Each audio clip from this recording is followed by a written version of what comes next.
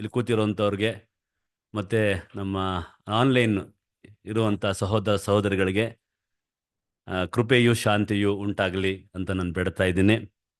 ಹಾಗೆಯೇ ಈ ಒಂದು ದಿನದಲ್ಲಿ ನಿಮ್ಗೆಲ್ಲರಿಗೂ ಗುಡ್ ಮಾರ್ನಿಂಗ್, ಶುಭ ವಂದನೆಗಳು ಸಹೋದರ ಸಹೋದರಿಯರೇ.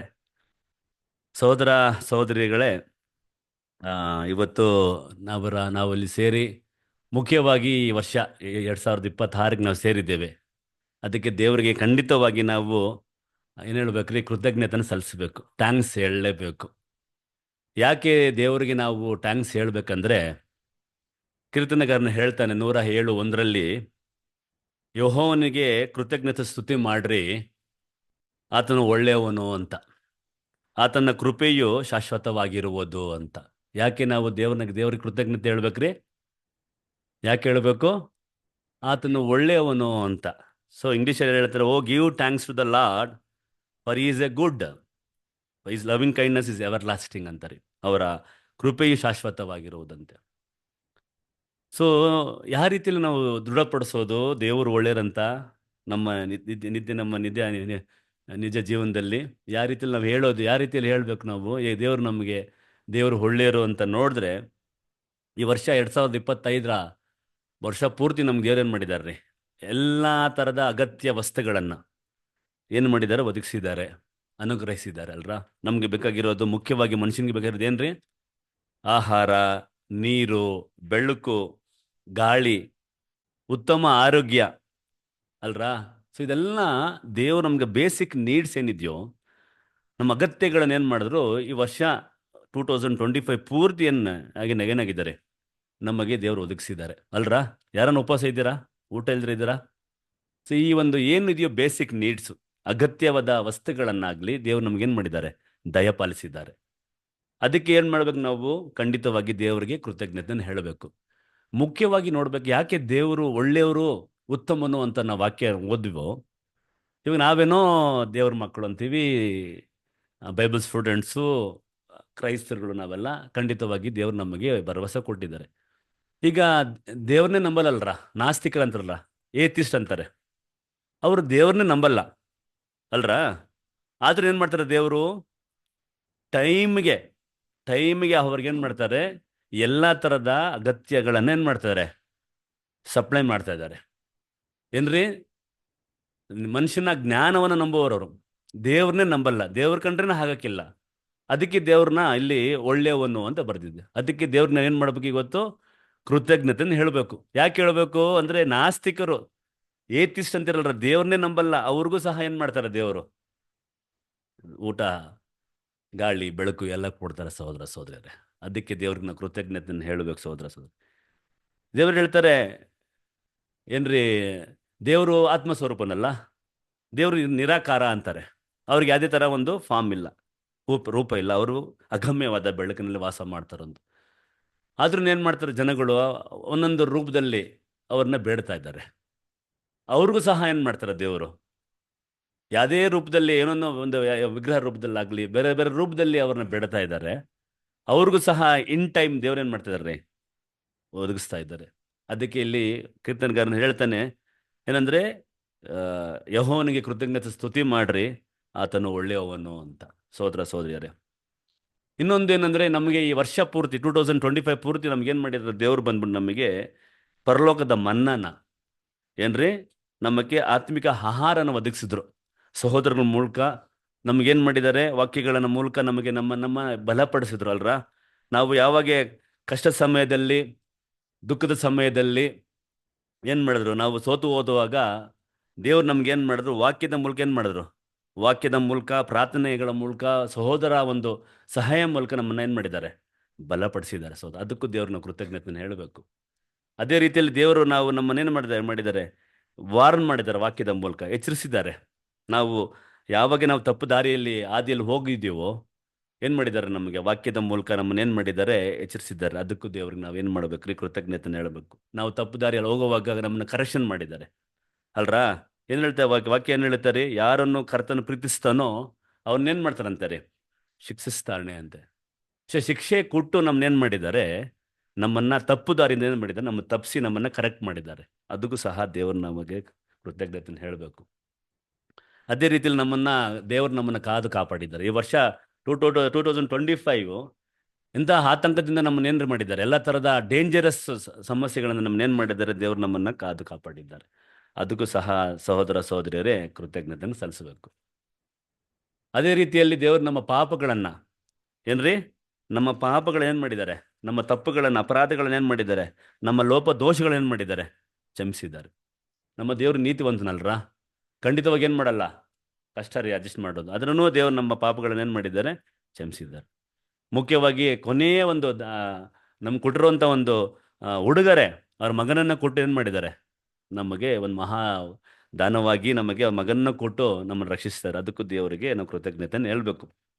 ಸಹೋದರ ಸಹೋದರರೇ, ಅದಕ್ಕೆ ಕೀರ್ತಕರನ್ನು ಹೇಳ್ತಾನೆ, ಯೆಹೋವನ ಮಹಾ ಉಪಕಾರಗಳಿಗೆ ಬದಲೇನು ನಾನು ಕೊಡಲಿ ಅಂತ. ವಾಟ್ ಶಾಲ್ ಐ ರೆಂಡರ್ ಅಂಟು the Lord for all is benefits ಅಂತ. ಏನ್ರಿ, ಯೆಹೋವನು ಮಹಾ ಉಪಕಾರಗಳಿಗೆ ಬದಲೇನು ನಾನು ಕೊಡಲಿ, ಏನು ಕೊಡೋಕ್ಕಾಗತ್ತೆ ರೀ?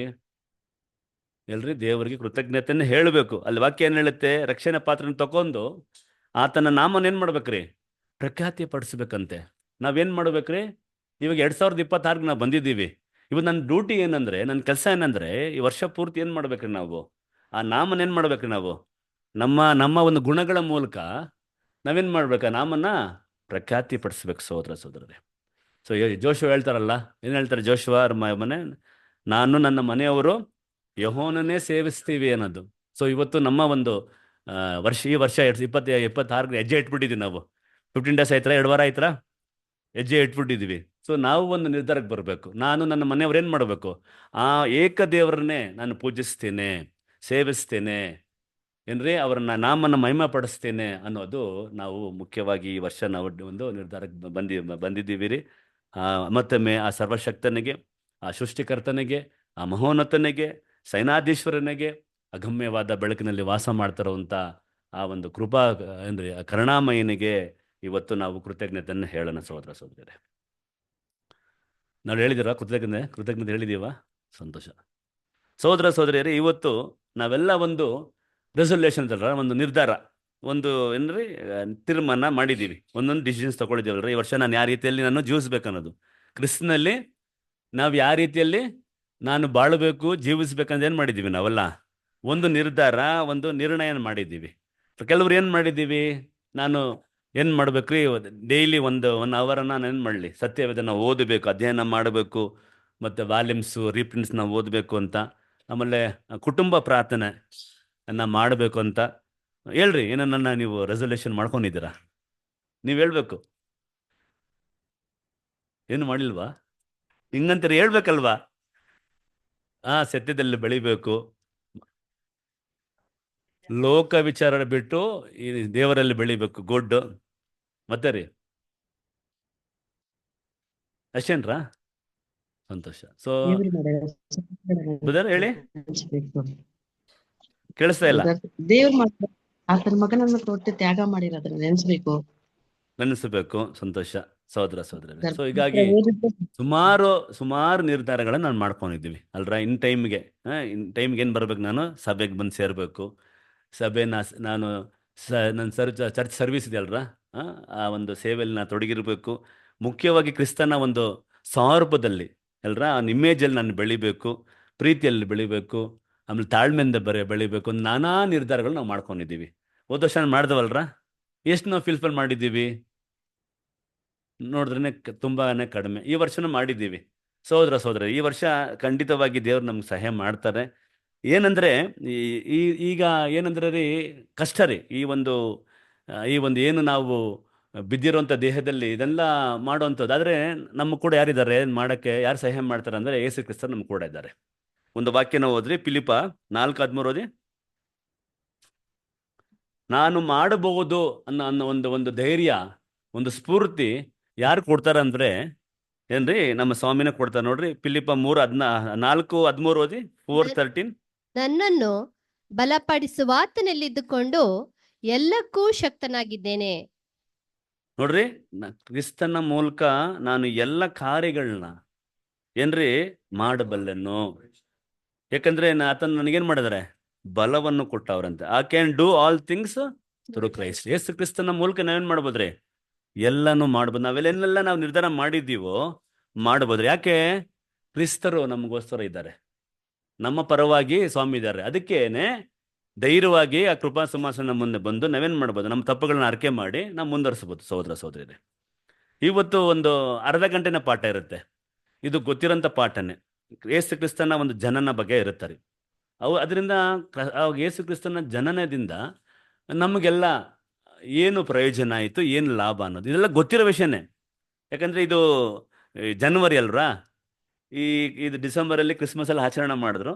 ಹಾಗಾಗಿ ಸಹೋದರ ಸಹೋದರರೇ, ಕ್ರಿಸ್ತನ ಜನನ ಬಂದ್ಬಿಟ್ಟು ಇಡೀ ಲೋಕಕ್ಕೆ, ಇಡೀ ಏನ್ರಿ ಮಾನವ ಕುಲಕ್ಕೆ ಒಂದು ಮುಖ್ಯವಾದದ್ದು ಅಲ್ರಿ. ಕ್ರಿಸ್ತನ ಜನನ ಇದೆಯಲ್ರ, ಅದು ಒಂದು ತುಂಬ ಮುಖ್ಯ ರೀ ಸಹೋದರ ಸಹೋದರರೇ.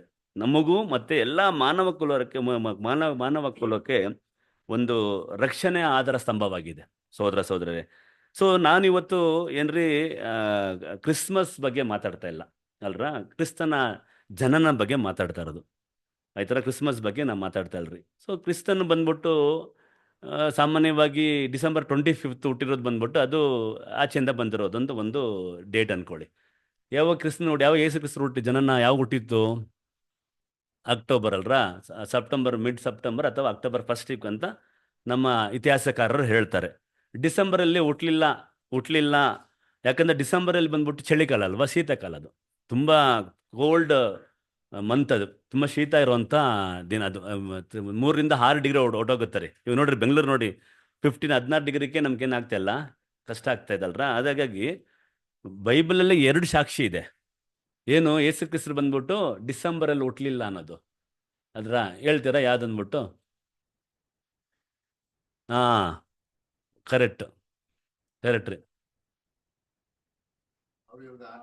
6 ತಿಂಗಳು ವ್ಯತ್ಯಾಸ. ಎಕ್ಸಾಕ್ಟ್ಲಿ ರೀ.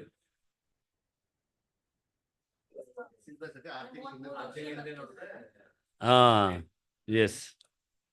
ಸೊ ಇಲ್ಲಿ ಇನ್ನೊಂದು ಲಾಜಿಕಲ್ಲಿ ಒಂದು ಕರೆಕ್ಟ್, ಅದು ಹೇಳಿತ್ತು 100% ಕರೆಕ್ಟ್ ರೀ. ಇನ್ನೂ 2 ಸಾಕ್ಷಿ ವಾಕ್ಯದ ಮೂಲಕ ಮಾಡ್ಬೋದಂದ್ರೆ, ನಮ್ಮ ರೋಮನ್ ಚಕ್ರವರ್ತಿ ಅಗಸ್ಟಸ್ ಸೀಸರ್ ಅವ್ರೇನು ಮಾಡ್ತಾರೆ ಅಂದರೆ ಜನಗಣತಿ ಮಾಡ್ತಾರೆ, ಸೆನ್ಸಸ್ ಅಲ್ರಾ. ಸೆನ್ಸಸ್ ಸಾಮಾನ್ಯವಾಗಿ ಯಾವಾಗ ಮಾಡ್ತಾರೆ ಅಂದರೆ ಒಂದು ಒಳ್ಳೆ ಒಂದು ವೆದರ್ ವಾತಾವರಣದಲ್ಲಿ ಮಾಡ್ತಾರೆ, ಚಳಿಗಾಲ ಇದ್ರಲ್ಲಿ ಮಾಡಲ್ಲ. ಒಂದು ಉದಾಹರಣೆ ಹೇಳ್ತಾರೆ ಅದು. ಸೊ ಇವ್ರೇನು ಮಾಡ್ತಾರೆ, ಎಲ್ಲ ಅಲ್ಲಿ ಇದಂತ ಎಲ್ಲರೂ ಬಂದ್ಬಿಟ್ಟು ಎಲ್ಲಿ ಬಂದ್ಬಿಟ್ಟು ಅವ್ರ ಹೆಸರುಗಳು ಏನು ಮಾಡಬೇಕು, ರಿಜಿಸ್ಟರ್ ಮಾಡಿ ನೋಂದಾಯಿಸ್ಬೇಕ್ರಿ. ಎಲ್ಲಿ ಬರಬೇಕು? ಬೆತ್ಲೆಮಿಗೆ ಬಂದ್ಬಿಟ್ಟು ಏನು ಮಾಡ್ರಿ ನೀವು, ಎಲ್ಲ ಕಡೆಯಿಂದ ಎಲ್ಲ ಪ್ರಾಂತ್ಯದಿಂದ ಬಂದ್ಬಿಟ್ಟು ಏನು ಮಾಡ್ರಿ ನೀವು, ಏನು ಮಾಡ್ರಿ ನೀವು ನೋಂದಾಯಿಸ್ರಿ ಅಂತ ಏನು ಮಾಡ್ತಾರೆ, ಒಂದು ಆರ್ಡರ್ನ, ಡಿಗ್ರಿನ ಪಾಸ್ ಮಾಡ್ತಾರೆ ಆದ್ರ. ಸೊ ಈಗ ಯಾರು ಬಂದರು? ಜೋಸಫ್ ಮತ್ತು ಮದರ್ ಮೇರಿ ಅವರು ಎಲ್ಲಿಂದ ಬಂದರು ಗೊತ್ತಾ? ಜುಡಿಯಾಯಿಂದ ಬಂದರು, ನ್ಯಾಜರತ್ ಊರಿಂದ, ಅಂತ ಜುಡಿಯಾಯಿಂದ. ಈಗ ಬೆಂಗಳೂರಿಂದ ಬೀದರ್ ಅನ್ಕೊಳ್ಳಿ ಎಕ್ಸಾಂಪಲ್, 150 ಕಿಲೋಮೀಟ್ರ್. ಎಲ್ಲಿಂದ? ಜುಡಿಯಾಯಿಂದ ಗ್ಯಾಲಿಲಿಯಿಂದ ಏನ್ರಿ ಜುಡಿಯಾಗಿ ಬೆತ್ಲೆಹೇಮ್ ಬರೋಕ್ಕೆ 150 ಕಿಲೋಮೀಟ್ರ್. ಸೊ 150 ಕಿಲೋಮೀಟ್ರ್ ಬರ್ಬೇಕಂದ್ರೆ ಸಾಮಾನ್ಯವಾಗಿ ಟ್ರಾನ್ಸ್ಪೋರ್ಟೇಷನ್ ಆ ಟೈಮ್ಲಿ ಏನೈತ್ರಿ, ಆ ಟೈಮಲ್ಲಿ ಸಾಗಣೆ ಬಂದ್ಬಿಟ್ಟು ಇತ್ತು, ಕತ್ತೆನೋ ಮತ್ತೆ ಕುದುರೆ ಇತ್ತು. ಕಾಮನ್ಲಿ ಏನಿತ್ತಂದ್ರೆ ಅಲ್ಲಿ ಕುದುರೆ ಅಂದ್ರೆ ಕತ್ತೆಗಳ ಮೇಲೆ ಬರೋರು. ಸೊ 150 ಕಿಲೋಮೀಟರ್ ಬರ್ಬೇಕು, ಎಷ್ಟು ದಿವಸ ಬೇಕು ನಮಗೆ ಅಲ್ರಾ? ಚಳಿಕಾಲ ಆಗುತ್ತಾ ಬರೋಕ್ಕೆ? ಅದಕ್ಕೆ ಗರ್ಭಿಣಿ ಬರೇ ಪಾಪ, ತುಂಬ ಕಷ್ಟ ರೀ. ಸೊ ಇಲ್ಲಿ ಬಂದ್ಬಿಟ್ಟು ಖಂಡಿತವಾಗಿ ಅದು ಚಳಿಗಾಲದಲ್ಲಿ ಇಲ್ಲ ಅನ್ನೋದು ಒಂದು ಪ್ರೂವ್ ಆಗುತ್ತೆ. ಇನ್ನೊಂದೇನೆಂದರೆ, ಸಿಸ್ಟರ್ ನೀವು ಹೇಳ್ದಂಗೆ ರೀ, ಈ ಚಳಿಕಾಲದಲ್ಲಿ ಬಂದ್ಬಿಟ್ಟು ಕುರುಬರು ಹೋಗಿ ಏನು ಮಾಡಲ್ರಿ, ಮೇಯಲ್ಲ. ಯಾಕಂದರೆ ಒಂದು ಸಾಮಾನ್ಯವಾಗಿ ಜೆರೂಸಲೇಮ್ ಸ್ಟಾರ್ಟ್ ಆಗೋ ಸಮ್ಮರ್ ಬಂದ್ಬಿಟ್ಟು ಯಾವಂದರೆ ಏಪ್ರಿಲ್, ಮಾರ್ಚಿಂದ ನವಂಬರ್ವರೆಗೂ ಇರ್ತಾರೆ. ಏನ್ರಿ ಬೇಸಿಗೆ ಕಾಲ. ಅದು ಬಿಸಿಲು ಹೇಳ್ತಾರದು ಬೇಸಿಗೆ ಕಾಲ ಬದಲು ಏನೊಂದು ಬಿಸಿಲು ಅದು ಒಂದು 50 ಡಿಗ್ರಿ 45 ಡಿಗ್ರಿ 50 ಡಿಗ್ರಿ ಇರುತ್ತೆ ನವಂಬರ್ವರೆಗೂ. ಎಲ್ರಿ? ಇಸ್ರಾಯೇಲಲ್ಲಿ, ಎಸ್ಪೆಷಲಿ ಜೆರೂಸಲೇಮಲ್ಲಿ. ಸೊ ಇವ್ರಿಗೆ ಬಂದ್ಬಿಟ್ಟು ಚಳಿಕಾಲದಲ್ಲಿ ಬಂದ್ಬಿಟ್ಟು ಯಾಕೆ ಕುರುಬ ಹೋಗ್ಬಿಟ್ಟು ಏನು ಮಾಡಲ್ರಿ, ಕುರಿಗಳನ್ನು ಕಾಯಲ್ಲ ಅಲ್ರ. ಇದು ಬಂದ್ಬಿಟ್ಟು ಸ್ಪಷ್ಟವಾಗಿ ಹೇಳುತ್ತೆ. ಯೇಸು ಕ್ರಿಸ್ತರು ಬಂದ್ಬಿಟ್ಟು ಡಿಸೆಂಬರಲ್ಲಿ, ಅದು 3 ರಿಂದ 6 ಡಿಗ್ರಿಯಲ್ಲಿ ಯಾಕೆ ಕುರುಬನು ಹೋಗಿ ಕುರಿಗಳನ್ನು ಕಾಯ್ತಾನ? ಖಂಡಿತವಾಗಿ 2 ಎವಿಡೆನ್ಸ್ ನೋಡ್ತೀವ್ರಿ. ಇವಾಗ ನಿಮ್ಗೊಂದು ಪ್ರಶ್ನೆ, ಇವಾಗ ಏನಾಯ್ತು, ದೇವದೂತರು ಏನು ಬಂದ್ಬಿಟ್ಟು ಏನು ಮಾಡಿದ್ರು, ಯೇಸು ಕ್ರಿಸ್ತನ ಒಂದು ಜನನ ಇದೆಯಲ್ರ, ಯಾರಿಗೋ ಸಾರಿದ್ರು?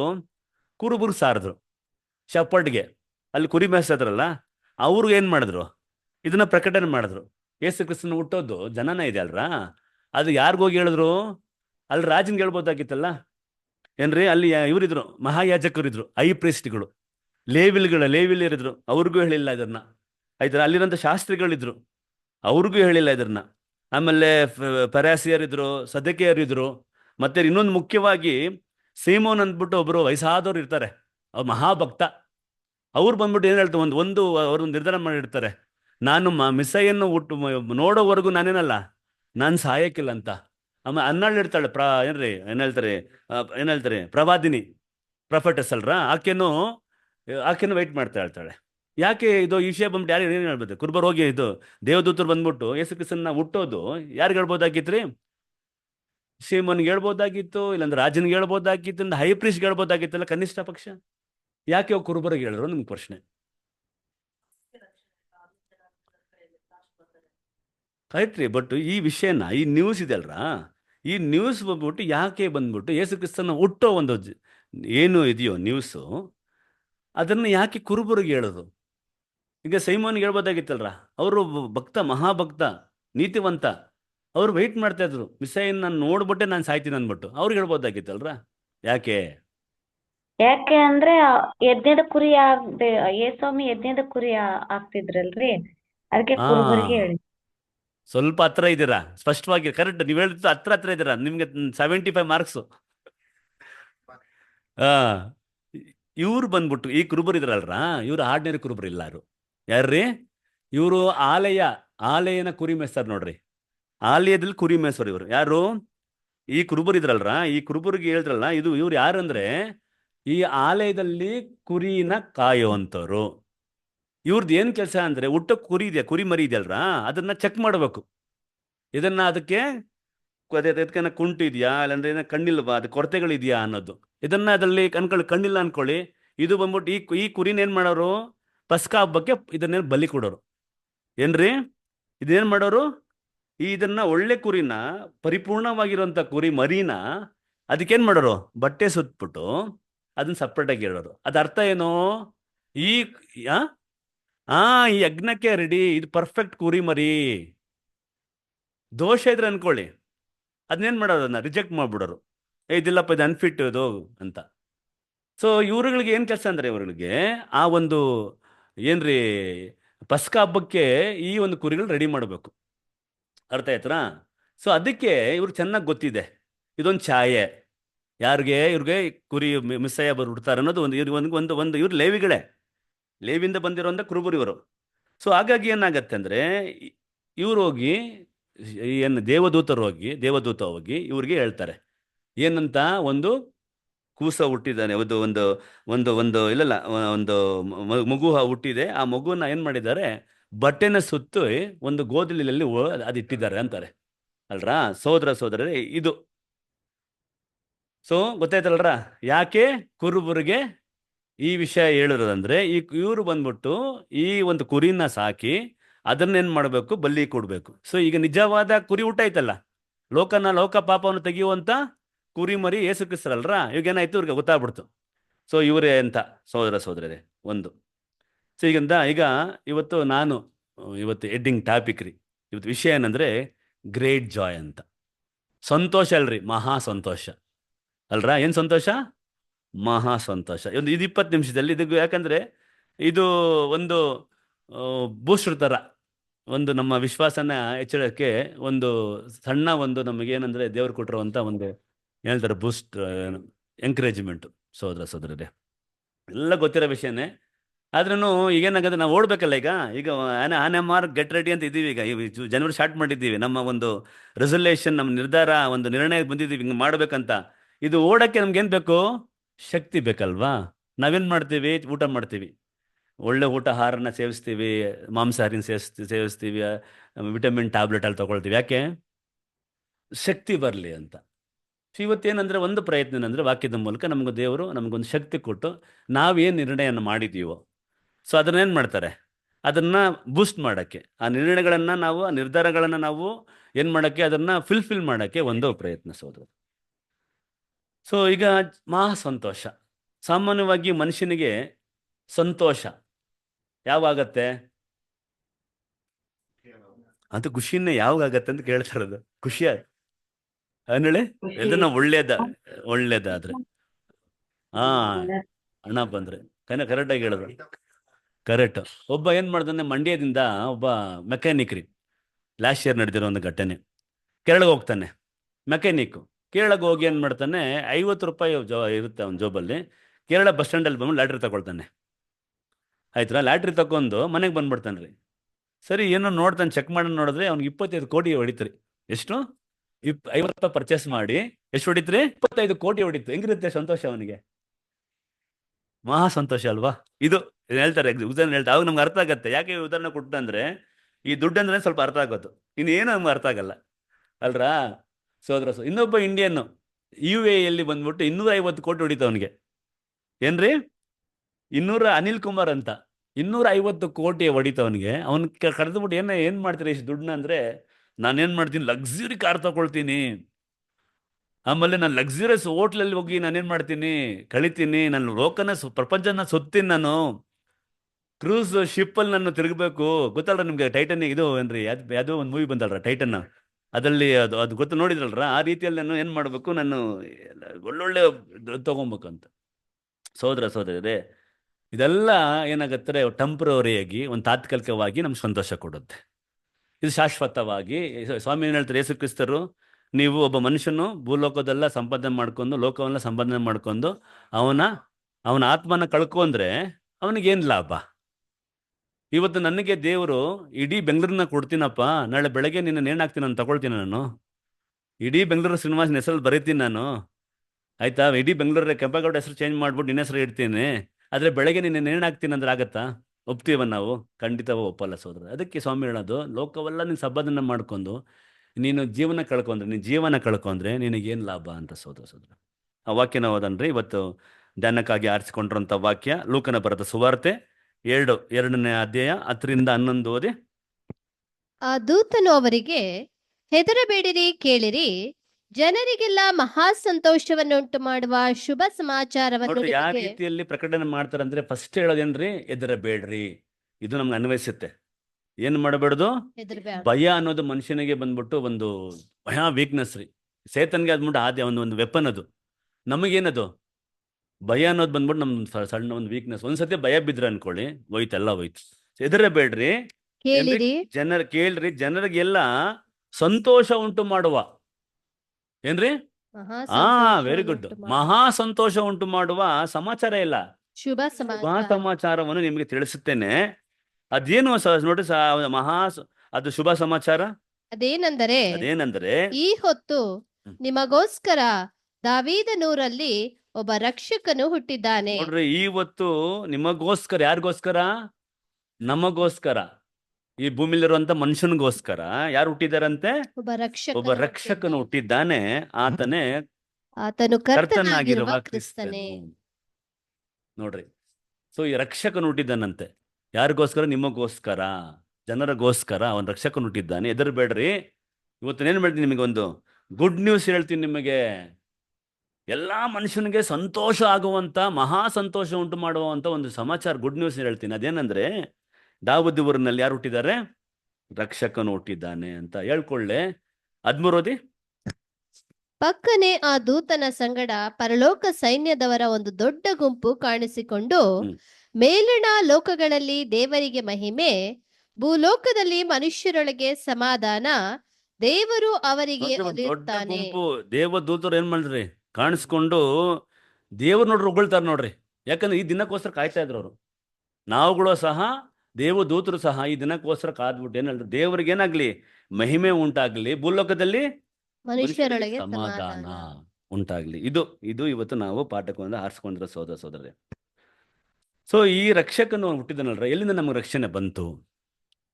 ಎಲ್ಲಿಂದ ಈ ರಕ್ಷಕನು ಹೇಳತ್ತರಲ್ಲಿ ಬಂದು ರಕ್ಷಕನು ಹುಟ್ಟಿದ್ದಾನೆ, ನೀವೇನ್ ಮಾಡ್ಬಿಡ್ರಿ, ಹೆದರಬೇಡ್ರಿ. ಸೊ ನೀವೇನ ಕಳ್ಕೊಂಡ್ಬಿಟ್ಟಿವಿ ನಾವು. ಹಂಗಂದ್ರೆ ಏನ್ರಿ, ಏನೋ ಒಂದು ಕಳ್ಕೊಂಡ್ಬಿಟ್ರಿ ನಾವು. ಆದ್ರೆ ನಮ್ಗೇನ್ ಬರ್ಬೇಕೀಗ? ರಕ್ಷಣೆ ಬರ್ಬೇಕು. ಸೋದರರೇ, ನಿಮ್ಗೆಲ್ಲ ಗೊತ್ತಿರೋ ವಿಷಯನೇ.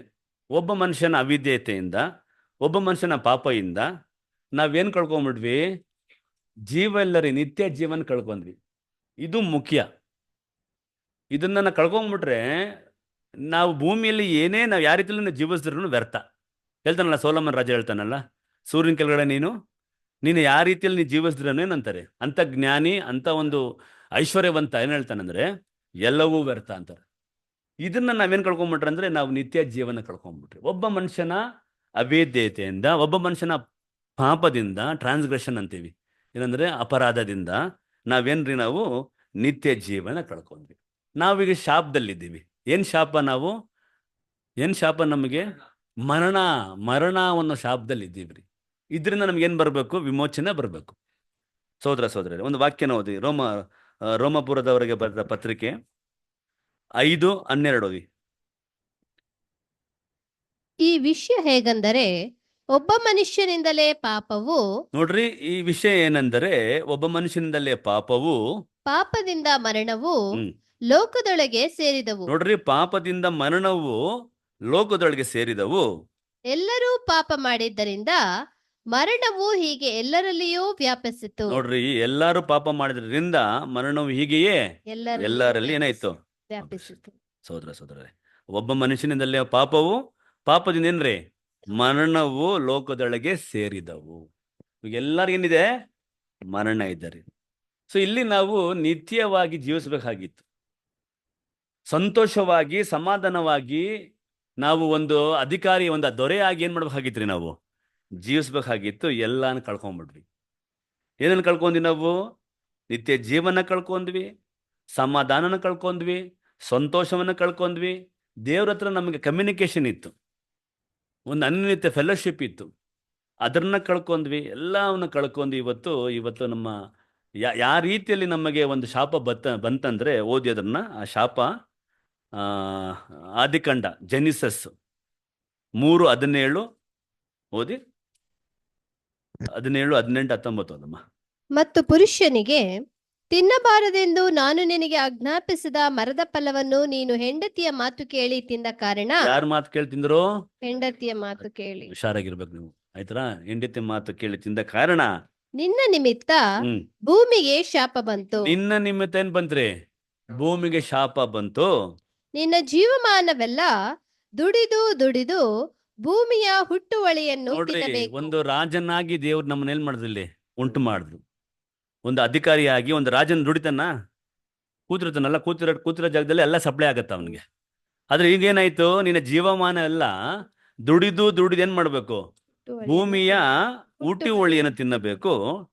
ಆ ಭೂಮಿಯಲ್ಲಿ ಮುಳ್ಳು ಗಿಡಗಳು, ಕಳೆಗಳು ಬಹಳವಾಗಿ ಹುಟ್ಟು. ನೋಡ್ರಿ, ಈಗ ಬಂದ್ಬಿಟ್ಟು ದೇವರು ಬಂದ್ಬಿಟ್ಟು ಫ್ರೂಟ್ಸ್ ಮರಗಳು ಮಾಡಿದ್ರಲ್ಲ, ಅಂತ ಹೇಳ್ತಾರೆ, ಫಲಗಳು ಬರುವಂತ ಮರಗಳು. ಈಗ ಏನಾಗ್ಬಿಡ್ತದೆ? ಈಗ ಮುಳ್ಳು ಗಿಡಗಳು ಬಂದಂಗಾಯ್ತು. ಹೊಲದ ಬೆಳೆಯನ್ನು ಅನುಭವಿಸುವಿ. ನೀನು ತಿರುಗಿ ಮಣ್ಣಿಗೆ ಸೇರುವ ತನಕ ಬೆವರಿಡುತ್ತಾ ಬೇಕಾದ ಆಹಾರವನ್ನು ಸಂಪಾದಿಸಬೇಕು. ನೀನು ಮಣ್ಣಿನಿಂದ ತೆಗೆಯಲ್ಪಟ್ಟವನಲ್ಲವೋ. ನೀನು ಮಣ್ಣೆ ಪುನಃ ಮಣ್ಣಿಗೆ ಸೇರತಕ್ಕವನಾಗಿ. ನೋಡ್ರಿ, ನೀನು ಮಣ್ಣೆ ಏನಂತಾರೆ ನಾವುಗಳು? ಇದನ್ನ ಗ್ರಹಿಸ್ಬೇಕು ನಾವು. ಯಾರು? ನಾವು ಮಣ್ಣು. ಇದನ್ನ ಗ್ರಹಿಸಿದ್ರೆ ನಾವೇನ್ ಮಾಡ್ಬೋದು? ನಾವೇನೆಲ್ಲ ಇವತ್ತು ನಾವು ನಿರ್ಧಾರಕ್ಕೆ ಬಂದಿದ್ದೀವೋ, ಒಂದು ತೀರ್ಮಾನಕ್ಕೆ ಬಂದಿದ್ದೀವಿ, ಮಾಡ್ಬೋದು. ನೀನು ಮಣ್ಣೆ, ಮತ್ತೆ ಪುನಃ ಮಣ್ಣಿಗೆ ಸೇರತಕ್ಕನಾಗಿದ್ದಿ. ಇದು ನಮಗೆ ಬಂದಿರುವಂತ ಶಾಪ. ಸ್ತ್ರೀಗೆ ನೋಡ್ರಿ ಏನ್ ಬಂದಿದೆ ಶಾಪ? 16 ಓದಮ್ಮ. ಆ ಮನುಷ್ಯನು ತನ್ನ ಹೆಂಡತಿಗೆ 16 ಅಲ್ರ 16. ಆಮೇಲೆ ಸ್ತ್ರೀಗೆ, ನೀನು ಗರ್ಭಿಣಿಯಾಗಿರುವ ಕಾಲದಲ್ಲಿ ಬಹು ಸಂಕಟ ಪಡಬೇಕೆಂದು ನಾನು ನೇಮಿಸಿದ್ದೇನೆ. ನೀನು ಗರ್ಭಿಣಿಯಾಗಿರುವ ಕಾಲದಲ್ಲಿ ಬಹು ಸಂಕಟ ಪಡಬೇಕೆಂದು ನಾನು ನೇಮಿಸಿದ್ದೇನೆ. ಕಷ್ಟದಿಂದಲೇ ಮಕ್ಕಳನ್ನು ಹೆರುವಿ.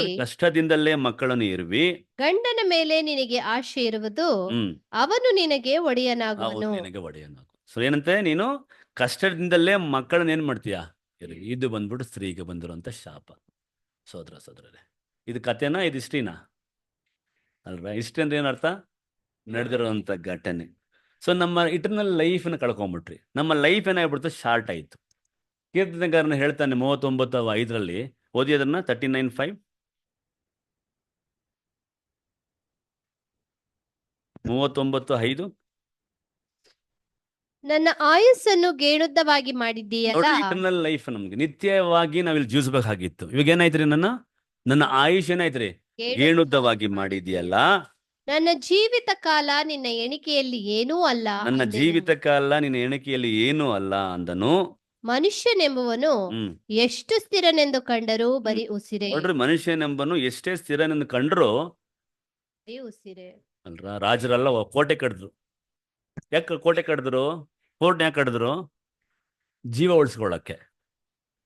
ಏನ್ರಿ, ಎಷ್ಟಡಿ ಕೋಟೆ ರೀ ಇದೆಲ್ಲ? ನೋಡಿದ್ರಲ್ಲ ಕೋಟೆ, ಹೋಗಿ ನೋಡಿದ್ರಲ್ರ ನೀವು? Great wall of China. ಈ ಕೋಟೆಗಳ ಕಟ್ಟ ಉದ್ದೇಶ ಏನಂದ್ರೆ, ರಾಜನ ಬಂದ್ಬಿಟ್ಟು ಜೀವ ಉಳಿಸ್ಕೊಬೇಕು. ಶತ್ರು ಬಂದ್ಬಿಟ್ಟು ಏನ್ ಮಾಡ್ಬಿಡ್ತಾನೆ? ಕೊಂದು ಬಿಡ್ತಾನಂತೆ. ರಾಜ ಇದನ್ನ ಈಗ ಅದ್ರ ಕೋಟೆ ಇದೆಯಲ್ಲ ಅಲ್ರ ಸೋದರ ಸೋದರ. ಎಂತೆಂಥ ಲೀಡರ್ಗಳೆಲ್ಲ ಏನಾಗ್ಬಿಟ್ರು? ಜೀವ ಕಳ್ಕೊಂಡ್ಬಿಟ್ರು ಸೋದರ ಸೋದರರೇ. ಪುರುಷರು, ವಿಜ್ಞಾನಿಗಳೆಲ್ಲ ಜೀವನ ಕಳ್ಕೊಂಡ್ರು.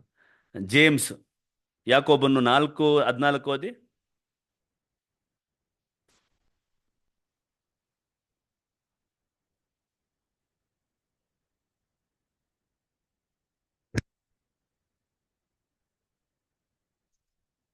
ನೀವು ಸ್ವಲ್ಪ ಹೊತ್ತು ಕಾಣಿಸಿಕೊಂಡು ಸ್ವಲ್ಪ ಮೇಲೆ ಓದಿ. ನಿಮ್ಮ ಜೀವಮಾನವು ಎಂತದ್ದು? ನೋಡ್ರಿ, ಯಾವ ರೀತಿಯಲ್ಲಿ ನೋಡ್ರಿ ಇಲ್ಲಿ ಬಂದ್ರು ಇಲ್ಲಿ ಬರೀತಾರಂದ್ರೆ, ನಮ್ಮನ್ನ ವರ್ಣಿಸ್ತಾರಂದ್ರೆ, ನಿಮ್ಮ ಜೀವಮಾನವು ಎಂತದ್ದು? ಎಂತದ್ದು. ನೀವು ಸ್ವಲ್ಪ ಹೊತ್ತು ಕಾಣಿಸಿಕೊಂಡು ಹ್ಮ್. ಆಮೇಲೆ ಕಾಣದೆ ಹೋಗುವ ಹ್ಮ್. ಹಬೆಯಂತಿರುತ್ತೀರಿ. ನೀವು ಸ್ವಲ್ಪ ಹೊತ್ತು ಕಾಣಿಸಿಕೊಂಡು ಆಮೇಲೆ ಕಾಣದ ಹೋಗುವ ಹಬೆಯಂತಿರುತ್ತೀರಿ. ನಿಮ್ಮ ಜೀವಮಾನದ ಎಂತದ್ದು ಅಂದ್ರೆ ಎಂತಾರೆ? ನೀವು ಅಭೆಯಂತಿರುವಿರಿ. ಇಂಗ್ಲಿಷ್ ಏನ್ ಹೇಳ್ತಾರೆ ಅಂದ್ರೆ, what is your life? It is even a vapour ಅಂತಾರೆ. Appeareth for little time then vanish away. ಸ್ವಲ್ಪ ಹೊತ್ತು ಕಾಣಿಸಿಕೊಂಡು ಕಾಣದ ಹೋಗುವ ಅಬೆ ಅಂತಾರೆ. ನೋಡ್ರ ಮನುಷ್ಯನ ಸ್ಥಿತಿ ನೋಡ್ರ ಹೆಂಗಿದೆ. ಅದೇ ಇನ್ನೊಂದು ವಾಕ್ಯ ಓದಿ, 1 ಪೇತ್ರ 1ನೇ ಅಧ್ಯಾಯ 24, 124. ನರಜಾತಿ ಎಲ್ಲ ಹುಲ್ಲಿನ ನೋಡ್ರಿ, ಹಾಗಿದೆ. ನರಜಾತಿ ಎಲ್ಲ ಹುಲ್ಲು ಅಂದ್ಬಿಟ್ರು. ನಮ್ಮನ್ನ ದೇವರು ಯಾವ ರೀತಿ ಸೃಷ್ಟಿ ಮಾಡಿದ್ರು? ಅವರ ಸ್ವರೂಪದಲ್ಲಿ, ಅವರ ಹೋಲಿಕೆ ಸರಿಯಾಗಿ ಏನ್ ಮಾಡಿದ್ರು? ನಮ್ಮನ್ನ ಸೃಷ್ಟಿ ಮಾಡಿದ್ರು.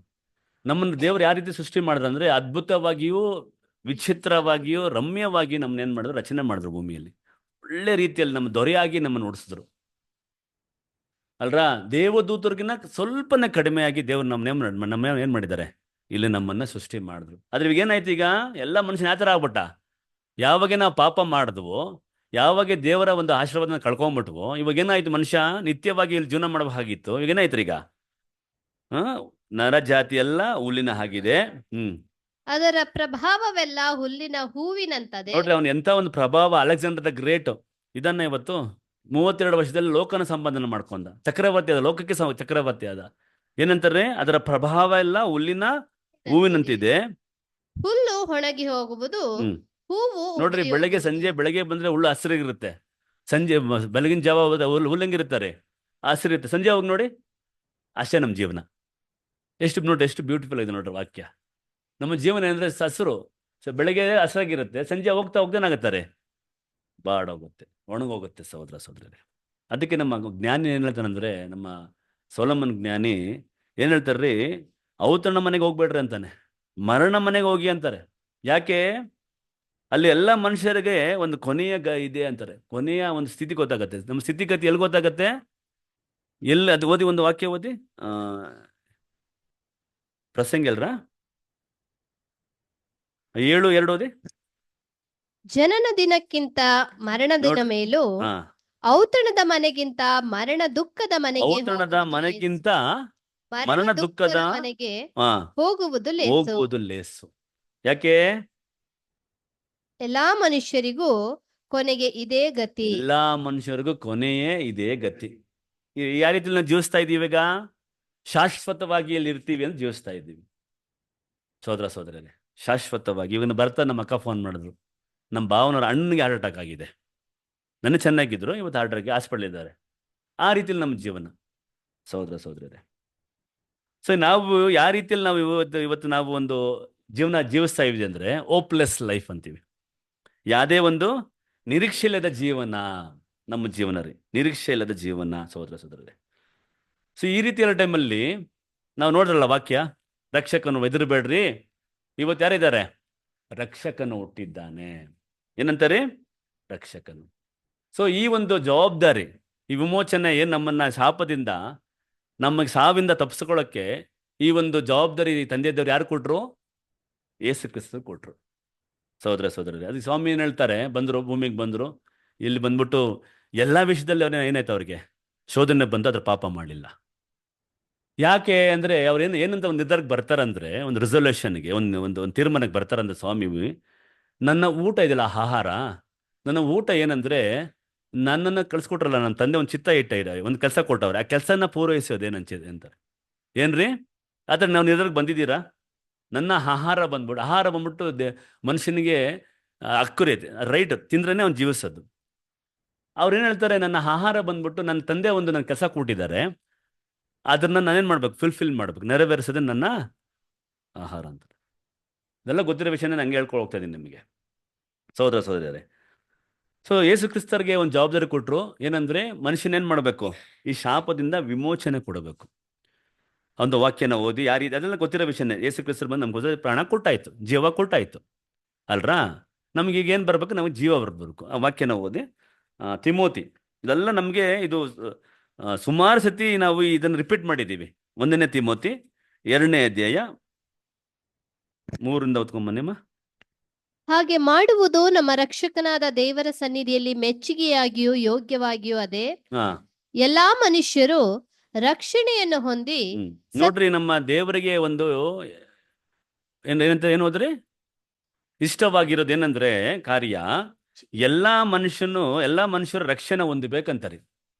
ಎಲ್ಲಿಂದ ರಕ್ಷಣೆ ಹೊಂದಬೇಕು? ಮರಣದಿಂದ. ಇದನ್ನ ಗಮನಿಸಿ, ಇದನ್ನ ಅಂಡರ್ಲೈನ್ ಮಾಡ್ಕೊಳ್ಳಿ.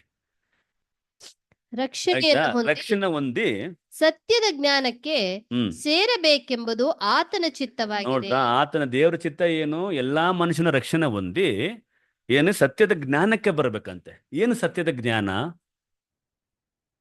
ಏನ್ರಿ ಸತ್ಯದ ಜ್ಞಾನ? ಅಲ್ಲಿದೆ ನೋಡ್ರಿ ಆನ್ಸರು.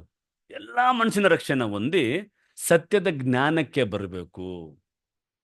ಏನಪ್ಪಾ ಸತ್ಯದ ಜ್ಞಾನ ಅಂದ್ರೆ? ದೇವರು ಒಬ್ರೆ. ದೇವ್ರು 3 ಜನ ಇಲ್ಲ ರೀ. ಏನ್ರಿ? ದೇವರು 3 ಜನ ಇಲ್ಲ, ದೇವರು ಒಬ್ಬರೇ ಅಲ್ರಾ ಸಹೋದರರೇ. ಮತ್ತೆ ದೇವರಿಗೂ ಮನುಷ್ಯನಿಗೆ ಮಧ್ಯಸ್ಥನ ಯಾರು? ಯೇಸು ಕ್ರಿಸ್ತರು ಒಬ್ರೆ. ನಾನೇ ಮಾರ್ಗ, ನಾನೇ ಸತ್ಯ, ನಾನೇ ಜೀವ. ಏನ್ರಿ? ನಮಗೆ ಜೀವ ಬರ್ಬೇಕು, ಇಟರ್ನಲ್ ಲೈಫ್ ಬರ್ಬೇಕಂದ್ರೆ ಯಾರ್ರೀ ಮಾರ್ಗ? ಯೇಸು ಕ್ರಿಸ್ತನೇ ನಮ್ ಗತಿ. ಸತ್ಯನ ಯಾರ್ರೀ? ಅವರು ಮಾತಾಡಿದ ಪ್ರತಿ ಒಂದು ವಾಕ್ಯ ಸತ್ಯದ ವಾಕ್ಯ. ಅದನ್ನ ಹಿಂಬಾಲಿಸ್ಬಿಟ್ರೆ ನಮ್ಗೇನ್ ಸಿಗುತ್ತೆ ರೀ? 100% ಜೀವ ಸಿಗುತ್ತೆ. ನಾವಿನ್ನು ಸ್ವಲ್ಪ ದಿವಸ ನಾವು ಎಲ್ಲ ಕಳ್ಕೊಂಡ್ಬಿಡ್ತೀವಿ. ನಾವೀಗ ಆಲ್ರೆಡಿ ಇದು ಸೆಕೆಂಡ್ ವರ್ಲ್ಡ್ ಎಂಡಲ್ಲಿ ಇದ್ದೀವಿ. ಏನ್ರಿ? Second world end. ಈಗ ಇರಾನ್ ಒಂದು ವಾರ ರಜು ಬದರ್ ಗೊತ್ತಲ್ರ, ಈಗ ಆಲ್ಮೋಸ್ಟ್ ಸ್ಟಾರ್ಟ್ ಆಗ್ತಾ ಇತ್ತು. ಬೆಂಜಮಿನ್ ಅವರು, ಇಸ್ರೇಲ್ ಪ್ರಧಾನಮಂತ್ರಿ ಹೋಗಿ ಸ್ಟಾಪ್ ಮಾಡಿದ್ರು. ಯಾರಿಗೆ? ಟ್ರಂಪ್ಗೆ ಹೇಳಿ ಮಾಡಕ್ಕೆ ಹೋಗ್ಬಿಟ್ರಿ, ವೆಯ್ಟ್ ಮಾಡ್ರಿ, ಇನ್ನೊಂದು 10 days 15 days ವೆಯ್ಟ್ ಮಾಡಿ ಅಂತ. ಆ ವಾರ ಈಗ ಆಲ್ರೆಡಿ ರಷ್ಯಾ ಎಂಟರ್ ಆಗಿದೆ ಆಯ್ತಾ. ರಷ್ಯಾ ಬಂದ್ಬಿಟ್ಟು ಇರಾನ್ ಸಪೋರ್ಟ್ಗೆ, ರಷ್ಯಾ ಚೈನಾ ಸಪೋರ್ಟ್ ಬಂದಿದೆ. ಈ ವಾರ ಸ್ಟಾರ್ಟ್ ಆಗ್ಬಿಟ್ರು ಅನ್ಕೊಳ್ಳಿ. ರುಜುವುದಾ? ಕರೆಕ್ಟ್. ಸ್ಟಾರ್ಟ್ ಆಗಲ್ಲ ಅಂದ್ರೆ ಕೇಳಿಸ್ ನನಗೆ, ಸ್ಟಾಪ್ ಆಗಲ್ಲ. ಕರೆಕ್ಟ್. ಸೊ ಹಂಗಂದ್ರೆ ಏನು? ನಮಗೆ ನಮ್ಮ ದಿನಗಳು ಕೌಂಟಿಂಗ್, ನಮ್ಮ ರಕ್ಷಣೆಗೆ ನಾವು ಹತ್ರ ಇದ್ದೀವಿ. ಇನ್ನು ನಾವು ನಿದ್ರೆ ಮಾಡಿದ್ರೆ ನಮಗೆ ಲಾಸ್. ಸಹೋದರರೇ ನೋಡ್ರಿ, ಇವತ್ತು ಸತ್ಯ ಕಂಟಿನ್ಯೂ ಮಾಡ್ರಿ. ಒಬ್ಬನೇ ಸತ್ಯ ದೇವರಾಗಿರುವ ನಿನ್ನನ್ನು ನೀನು ಕಳುಹಿಸಿಕೊಟ್ಟ ಯೇಸು ಕ್ರಿಸ್ತನನ್ನು ತಿಳಿಯುವುದೇ ನಿತ್ಯ ಜೀವವು. ಮಾಡಬೇಕೆಂದು ನೀನು ನನಗೆ ತಿಮೋತಿ ಹೋದ್ರಿ. ಕಂಟಿನ್ಯೂ ಮಾಡ್ರಿ. 6ನೇ ವಾಕ್ಯ. ಆತನು ಎಲ್ಲರ ವಿಮೋಚನಾರ್ಥವಾಗಿ ತನ್ನನ್ನು ಒಪ್ಪಿಸಿ ಬಿಟ್ಟನು.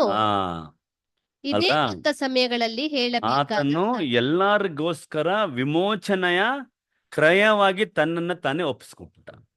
ಹೂ gave himself a ransom for all. ಕ್ರೈಸ್ತರಿಗೆ ಮಾತ್ರ ಅಲ್ಲ ರೀ, ಎಲ್ಲರಿಗೂ ಜೀವ ಕೊಟ್ಟಾಯ್ತು.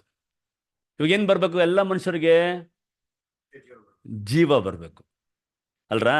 ನಾವು ಹೋದ್ರಲ್ಲ, ನಾವು ಎಲ್ಲಾ ಮನುಷ್ಯನ ರಕ್ಷಣೆ ಹೊಂದಿ ಸತ್ಯದ ಜ್ಞಾನಕ್ಕೆ ಬರಬೇಕು. ಖುಷಿ ಅಲ್ವಾ? ಇದು ಒಂದು ಮಹಾ ಸಂತೋಷ ಉಂಟು ಮಾಡೋ ಸುದ್ದಿ ಅಲ್ವಾ ಅಲ್ರಾ. ಅದಕ್ಕೆ ಸೊಲೊಮನ್ ರಾಜ ಹೇಳ್ತಾನೆ, ಎಲ್ಲಿ ಹೋಗಿ ನೀವು ಸಾಮಾನ್ಯವಾಗಿ ಹೋಗಿ ಗೊತ್ತಾಗತ್ತೆ, ನಮ್ಮ ಸ್ಥಿತಿಗತಿ ಗೊತ್ತಾಗತ್ತೆ ಅಂತ. ನಾವು ಹೋಗ್ತಾ ಇದೀವಾ? ಹೋಗಿ. ಎಲ್ಲಿ ಹೋಗ್ಬೇಕು? ನಾವು 3 ಜಾಗಕ್ಕೆ ಹೋಗ್ಬೇಕ್ರಿ. ಒಂದು ಹಾಸ್ಪಿಟ್ಲ್ಗೆ ಹೋಗಿ, ಕಿಡ್ನಿ ಹಾಸ್ಪಿಟ್ಲ್ಗೆ ಹೋಗಿ ಗೊತ್ತಾಗತ್ತೆ ಎಷ್ಟು ನಾವು ಎಷ್ಟು ಕೂರಿವಾಗಿದ್ರು ಕೂಡ, ಎಷ್ಟು ನಾವು ಕೋಪಿಷ್ಠರಾಗಿ ಎಷ್ಟೇ ನಾವು ತಪ್ಪು ಮಾಡಿದ್ರು ಕಿಡ್ನಿ ಹಾಸ್ಪಿಟ್ಲ್ ಒಂದು ರೌಂಡ್ ಹೋಗಿ ಬನ್ನಿ. ಬರೋ ಟೈಮಲ್ಲಿ ಹೆಂಗ್ ಬರ್ತೀರ ಗೊತ್ತಾ, ನೀವು ಹೋಗ್ತೀರಾ, ಸಿಂಹ ಥರ ಹೋಗ್ತೀರಾ. ಬರೋ ಟೈಮಲ್ಲಿ ನೀವು ಒಂದು ಕುರಿ ಮರಿ ಇಲ್ರಿ, ಒಂದು ಎಲಿ ಹೇಳ್ತಾರ, ಎಲಿ ಮರಿ ಥರ ಬರ್ತೀವಿ. ಹಾಸ್ಪಿಟ್ಲ್ಗೆ ಹೋಗಿ ಮತ್ತೆ ಜೈಲ್ಗೆ ಹೋಗ್ಬೇಕು, ಪ್ರಿಸನರ್ ನೋಡ್ಬೇಕು, ಹೋಗ್ಬಿಟ್ಟು ಕೇಳ್ಬೇಕು ಅವನ್ನ, ಹೆಂಗಪ್ಪ ಇದೆಯಾ ಅಂತ. ಯಾರನ್ನ?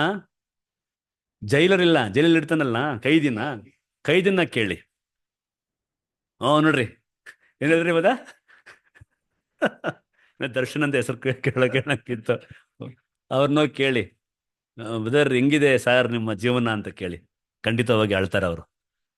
ಆಯ್ತಾ? ಇನ್ನೊಂದು ಸಾವು ಮನೆಗೆ ಹೋಗಿ ಮಶಾಣ ಸಿಮಿಟ್ರಿಗೆ ಹೋಗ್ಬೇಕು. ನಮ್ಮ ವರಮಾಣ ಇದೆ ಗೊತ್ತಲ್ರ, ಅವ್ರು ಏನ ಬೇಜಾರಾದ್ರೆ ಎಲ್ಕೋತ ಹೋಗ್ತಾರೆ. ನರೇಶ್ ಅಣ್ಣನು ಮತ್ತೆ ವರ್ಮ ಬದರು ಎಲ್ಲೋಗೋರು ಅಂದ್ರೆ ಅವರು ಸಿಮಿಟ್ರಿಗೆ ಹೋಗೋರು. ನಾನು ಕೇಳಿದೆ ಯಾಕೆ ಅಂತ. ಅವರು ಏನೋ ಬೇಜಾರಾದ್ರೆ, ಯಾರ ಮೇಲೆ ಕೋಪ ಪಟ್ರೆ ಸೀದಾ ಹೋಗೋದು ಎಲ್ರಿ ಅವರು ಮಶಾಣ ಅಂದ್ರೆ ಸಿಮಿಟ್ರಿ ಹೋಗಿ ಅಲ್ಲಿ ಸುತ್ತಾಡ್ತಾರೆ. ಒಂದು 1 hour 2 hour 3 hour ಧ್ಯಾನ ಮಾಡ್ತಾರೆ. ಹೋಗ್ತಾ ನೋಡ್ತಾ ಒಂದು ಏನ್ ಹೇಳ್ತಾರ್ರಿ, ಆ ಸಮಾಧಿಗಳಲ್ಲಿ ಸಣ್ಣ ಸಣ್ಣ ಮಕ್ಕಳು, ಯೌವನಸ್ಥರು, 15 ವರ್ಷ 20 ವರ್ಷ 30 ವರ್ಷ 40 ವರ್ಷ, ಅದರಲ್ಲಿ ಎಲ್ಲಾರು ಇರ್ತಾರಲ್ರ, ಕುಟುಂಬನಿರುತ್ತೆ. ಅದು ನೋಡಿ ಏನಾಗತ್ತಾರೆ, ಈ 3 ವಿಷಯ ನಾವು ಮಾಡುವಂಥದ್ದು ಸೋದರ. ಸೊ ಯೇಸು ಕ್ರಿಸ್ತನ ಏನಾಯ್ತು, ಈಗ ಎಲ್ಲರಿಗೂ ಜೀವ ಕೊಟ್ಟಾಯ್ತು. ಸೊ ಈ ಹೂ gave himself if A ransom for all, ಆತನ ಎಲ್ಲರಿಗೋಸ್ಕರ ವಿಮೋಚನಾ ಕ್ರಿಯವಾಗಿ ಕೊಟ್ಟಾಯ್ತು ರೀ ಸೋದರ. ಎಲ್ಲರಿಗೇನು ಬರಬೇಕು? ಜೀವ ಬರ್ಬೇಕು. ಓದ್ರಿ 1 ಕೊರಿಂಥ್ಯ 15:21 ಓದ್ಕೊಂಬನ್ನಿ. 21, 22, 23 ಓದಿ. 1 Corinthians 15 chapter 21 ಓದ್ಕೊಂಬನ್ನಿ. ಮನುಷ್ಯನ ಮೂಲಕ ಮರಣವು, ನೋಡ್ರಿ, ಮನುಷ್ಯನ ಮೂಲಕ ಮರಣವು ಉಂಟಾದ ಕಾರಣ ಮನುಷ್ಯನ ಮೂಲಕ ನೋಡ್ರಿ, ಮನುಷ್ಯನ ಮೂಲಕ ಮರಣ ಉಂಟಾದ ಕಾರಣ ಮನುಷ್ಯನ ಮೂಲಕ ಸತ್ತವರಿಗೆ ಪುನರುತ್ಥಾನ ನೋಡ್ರಿ, ಮನುಷ್ಯನ ಮೂಲಕವೇ ಸತ್ತವರಿಗೆ ಏನಾಗ್ಬೇಕ್ರಿ? ಒಬ್ಬ ಮನುಷ್ಯನಿಂದ ಹೆಂಗ್ ಬಂತ್ರಿ? ಒಬ್ಬ ಮನುಷ್ಯನಿಂದ ಹೆಂಗ್ ಸಾವು ಬಂತೋ ಅದೇ ರೀತಿಯಲ್ಲಿ ಇನ್ನೊಬ್ಬ ಮನುಷ್ಯನಿಂದ ಏನ್ ಮಾಡ್ಬೇಕು? ನೋಡ್ರಿ, ಮನುಷ್ಯನ ಮೂಲಕ ಸತ್ತವರಿಗೆ ಏನಾಗ್ಬೇಕು? ಪುನರುತ್ಥಾನ, ರಿಸರೆಕ್ಷನ್. ರೀಬರ್ತ್ ಇಲ್ಲ ರೀ, ಪುನರ್ಜನ್ಮ ಇಲ್ಲ. ಜನ್ಮ ಅಂದ್ರೆ ಅರ್ಥ ಏನ್ರಿ? ಮತ್ತೆ ಹುಟ್ಟು ಬರಬೇಕು. ರಿಸರೆಕ್ಷನ್ ಅಂದ್ರೆ ಅರ್ಥ ಅಂದ್ರೆ ಪುನರುತ್ಥಾನ ಅಂದ್ರೆ ಏನ್ ಅರ್ಥ? ಸತ್ತಿರೋರನ್ನ ಎಬ್ಬರಿಸ್ತಾರೆ. ಲಾಜರಸ್ ಸತ್ತು ಎಷ್ಟು ದಿವಸ ಆಗಿತ್ತು? 4 ದಿವಸ ಆಗಿತ್ತು. ಆ ಬಗ್ಗೆ ಬಾಡಿ ಊದಿರುತ್ತೆ, ಸ್ಮೆಲ್ ಬರ್ತದೆ. 4 ದಿವಸ ಆದ್ಮೇಲೆ ಏನಾಗುತ್ತೆ ರೀ, ಬಾಡಿ ವಾಸನೆ, ದುರ್ವಾಸನೆ ಬರುತ್ತೆ. ಅವಾಗ ಯೇಸು ಕ್ರಿಸ್ತರು ಹೋಗಿ ಏನ್ ಮಾಡಿದ್ರು? ನನ್ನ ಸ್ನೇಹಿತ ನಿದ್ರೆಗೊಳಿಸ್ತಾರ್ರಿ ಸಾವಿಗೆ. ಸಾವು ಅಂದ್ರೆ ಅದು ನಿತ್ಯ. ನಿದ್ರೆ ಅಂದ್ರೆ ಮಾಡ್ಬೋದು, ಎಬ್ಬರಿಸ್ಬೋದು. ನಾವು ನಿದ್ರೆ ಮಾಡ್ತೀವಲ್ಲ, 8 ಗಂಟೆ ನಿದ್ದೆ ಮಾಡ್ತೀವಿ. ಅದ ನಂತರ ಏನ್ ಮಾಡ್ತೀವಿ? ಎದುರೊಳ್ತೀವಿ. ಅದಕ್ಕೆ ಹೇಳ್ತಾರೆ, ಶಿಷ್ಯಂದ್ರ ಹೇಳ್ತಾರೆ, ಸ್ವಾಮಿ ನಿದ್ರೆ ಮಾಡೋದು ಒಳ್ಳೇದಲ್ವಾ ಆರೋಗ್ಯಕ್ಕೆ, ನಿದ್ರೆ ಮಾಡಲಿ ಬಿಡ್ರಿ ಅಂತ. ಅವ್ರಿಗೆ ಗೊತ್ತಿಲ್ಲ ಸತ್ತೋಗಿರೋದು ಇವರು. ಏನ್ ಮಾಡಿದ್? ಹೋಗಿ ಲಾಜರಸ್ನೇ ನೀನು ನಿದ್ರೆ ಎಂದು ಎದ್ದೋಳು ಅಂತಾರೆ. ಏನ್ರಿ? ಎದ್ದು ಬಾ ಅಂತಾರೆ. ನೋಡ್ರಿ, ಬ್ಯೂಟಿಫುಲ್. ಇದೊಂದು ಉದಾಹರಣೆ ಅಷ್ಟೇ, ನಮಗೆ ಒಂದು ಬೆಸ್ಟ್ ಎಕ್ಸಾಂಪಲ್. ಎದ್ದು ಬರ್ತಾರೆ. 4 ದಿವಸ ಆಗಿರೋ ಬಾಡಿ ಏನಾಗಿರುತ್ತಾರೆ? ಊದಿರುತ್ತೆ, ವಾಸನೆ ಬಂದಿರುತ್ತೆ. ನೆಕ್ಸ್ಟ್ 5ನೇ ದಿವಸ ಹುಳ ಬೀಳುತ್ತಾರೆ. ಅದಕ್ಕೆ ಮೆಗೆಟ್ಸ್ ಅಂತ ಗೊತ್ತು, ನೋಡೋದಲ್ಲ, ದೊಡ್ಡ ದೊಡ್ಡ ಹುಳ ಬೀಳುತ್ತೆ. ನಮ್ಮ ದೇಹದಲ್ಲಿ ಇದ್ದಾರೆ ಹುಳಗಳು. ನಾವ್ ಯಾವಾಗ ಸಾಯ್ತೀವಿ ಅದಕ್ಕೆ ಜೀವ ಬರುತ್ತೆ. ನೋಡ್ರಿ, ಅದು ವೆಯ್ಟ್ ಮಾಡ್ತಾ ಇದೆ, ಯಾವಾಗಪ್ಪ ಇವ್ನು ಸಾಯ್ತಾನೆ ಅಂದ್ಬಿಟ್ಟು. ನಮ್ಗೆ ಸಾವು ಬಂದ್ರೆ ಅದಕ್ಕೆ ಜೀವ ಅಂತೆ, ಆ ಹುಳಗಳಿಗೆ. ಸಹೋದರಿಯರೇ, ಸೊ ಹಾಗಾಗಿ ಏನು ಹೇಳಿದರೆ ಮರ್ತ್ಬಿಟ್ಟೆ. ಸೊ ಸಹೋದರಿಯರೇ, ಪುನರುತ್ಥಾನ, ಲಾಜರಸ್ನ ಎಬ್ರಿಸ್ತರು. ಸೊ ಒಂದು ಉದಾಹರಣೆ. ಸೊ ಅದೇ ನೋಡ್ರಿ, ಈಗ ಕಂಟಿನ್ಯೂ ಮಾಡ್ರೆ ವಾಕ್ಯನ. ಯಾವ ಪ್ರಕಾರ ಆದಾಮನ ಸಂಬಂಧದಿಂದ ಎಲ್ಲರೂ ಸಾಯುವವರಾದರು, ನೋಡ್ರಿ, ಯಾವ ಪ್ರಕಾರ ಆದಾಮನ ಸಂಬಂಧದಿಂದ ಎಲ್ಲಾರು ಸಾಯರಾದ್ರು, ಅದೇ ಪ್ರಕಾರ ಕ್ರಿಸ್ತನ ಸಂಬಂಧದಿಂದ ಎಲ್ಲರೂ ಜೀವಿತರಾಗುವರು. ಅದೇ ಪ್ರಕಾರ ಕ್ರಿಸ್ತನಿಂದ ಎಲ್ಲಾರು ಏನ್ ಮಾಡ್ರಿ? ಇದು ಮಹಾ ಸಂತೋಷ ಸುದ್ದಿ ಅಲ್ವಾ ಎಲ್ಲರಿಗೂ? ಇದನ್ನ ಗ್ರಹಿಸ್ಬೇಕ್ರಿ ನಾವು, ಎಸ್ಪೆಷಲಿ ನಾವು ಗ್ರಹಿಸ್ಬೇಕು. ಏನ್ರಿ ಇದು ಬಂದ್ಬಿಟ್ಟು? ಯಾಕೆ ಇಲ್ಲಿ ಪ್ರೂವ್ ಆಗ್ತಾ ಇದೆ ಅಲ್ಲಿ. ಏನ್ರಿ, ಒಬ್ಬ ಮನುಷ್ಯನ ಆದಾಮನಿಂದ ಎಲ್ಲರಿಗೂ ಸಾವು ಬಂತು. ಗಣ್ಯ ವ್ಯಕ್ತಿಗಳು, ಮಹಾನ್ ವ್ಯಕ್ತಿಗಳೆಲ್ಲ ಹೋಗ್ಬಿಟ್ರಲ್ರ, ರಾಜರು, ಎಂತೆಂಥ ಲೀಡರ್ಗಳು ಹೊಟ್ಟೋದ್ರಲ್ರ. ಅದೇ ರೀತಿಯಲ್ಲಿ ಯೇಸು ಕ್ರಿಸ್ತನ ಮೂಲಕ ಏನ್ ಬರ್ಬೇಕು? ಜೀವ ಬರ್ಬೇಕ್ರಿ. ಕಂಟಿನ್ಯೂ ಮಾಡ್ರಿ. ಆದರೆ ಪ್ರತಿಯೊಬ್ಬನು ತನ್ನ ತರಗತಿಯಲ್ಲಿರುವನು, ಕ್ರಿಸ್ತನು ಪ್ರಥಮ ಫಲ. ನೋಡ್ರಿ, ಆದರೆ ಪ್ರತಿಯೊಬ್ಬನು ತನ್ನ ಕ್ರಮದಲ್ಲಿ ತರಗತಿಯಲ್ಲಿರುವನು, ಕ್ರಿಸ್ತನು ಪ್ರಥಮ ಫಲ. ತರುವಾಯ ಕ್ರಿಸ್ತನ ಪ್ರತ್ಯಕ್ಷತೆಯಲ್ಲಿ ಆತನವರು ಎದ್ದು ಬರುವರು. ಕ್ರಿಸ್ತನ ಪ್ರತ್ಯಕ್ಷ ತರುವಾಯ ಕ್ರಿಸ್ತನ ಪ್ರತ್ಯಕ್ಷತೆಯಲ್ಲಿ ಪ್ರತ್ಯಕ್ಷದಲ್ಲಿ ಆತನವರು ಎದ್ದು ಬಂದರು. ಆತನಲ್ಲಿ ಎದ್ದು ಬರುವರು. ಸೊ ಕ್ರಿಸ್ತನಲ್ಲಿ ತರುವಾಯ ಕ್ರಿಸ್ತನಿಗೆ ಸೇರಿದವರು. ಸೊ ಪ್ರಥಮ ಫಲ ಕ್ರಿಸ್ತನ ಏನಾಯ್ತು ರೀ? ಅವರು ಎದ್ದಾಯ್ತು. ಈಗ ನೆಕ್ಸ್ಟ್ ಬಂದ್ಬಿಟ್ಟು ಕ್ರಿಸ್ತನಲ್ಲಿರೋರಿಗೆ ನೆಕ್ಸ್ಟ್ ಅದು ಪುನರುತ್ಥಾನ ಬರುತ್ತಾರೆ. ಸೊ ಸಹೋದರ ಕ್ರಿಸ್ತನ ಒಂದು ಜನನ, ಅವರ ಮರಣ, ಅವರ ಪುನರುತ್ಥಾನ ತುಂಬಾ ಮುಖ್ಯ ರೀ. ಈವೆಂಟ್ ಇದು, ಇಷ್ಟೆಲ್ಲ ಒಂದು ಈವೆಂಟ್. ಏನ್ ಹೇಳ್ತಾರೆ ಈವೆಂಟ್ಗೆ? ಘಟನೆ ರೀ ಇದು. ಇದು ಇನ್ನ ಜನರೇಷನ್ ಇದನ್ನೇನ್ ಮಾಡ್ತಾರೆ? ಹಬ್ಬನ ಕೊಂಡಾಡ್ತಾರೆ. ಅದಕ್ಕೆ ಸ್ವಾಮಿ ಹೇಳಿರೋದು ಬಂದ್ಬಿಟ್ಟು, ನನ್ನ ಜನನ ಏನ್ ಮಾಡ್ಬಿಡ್ರಿ ನೀವು,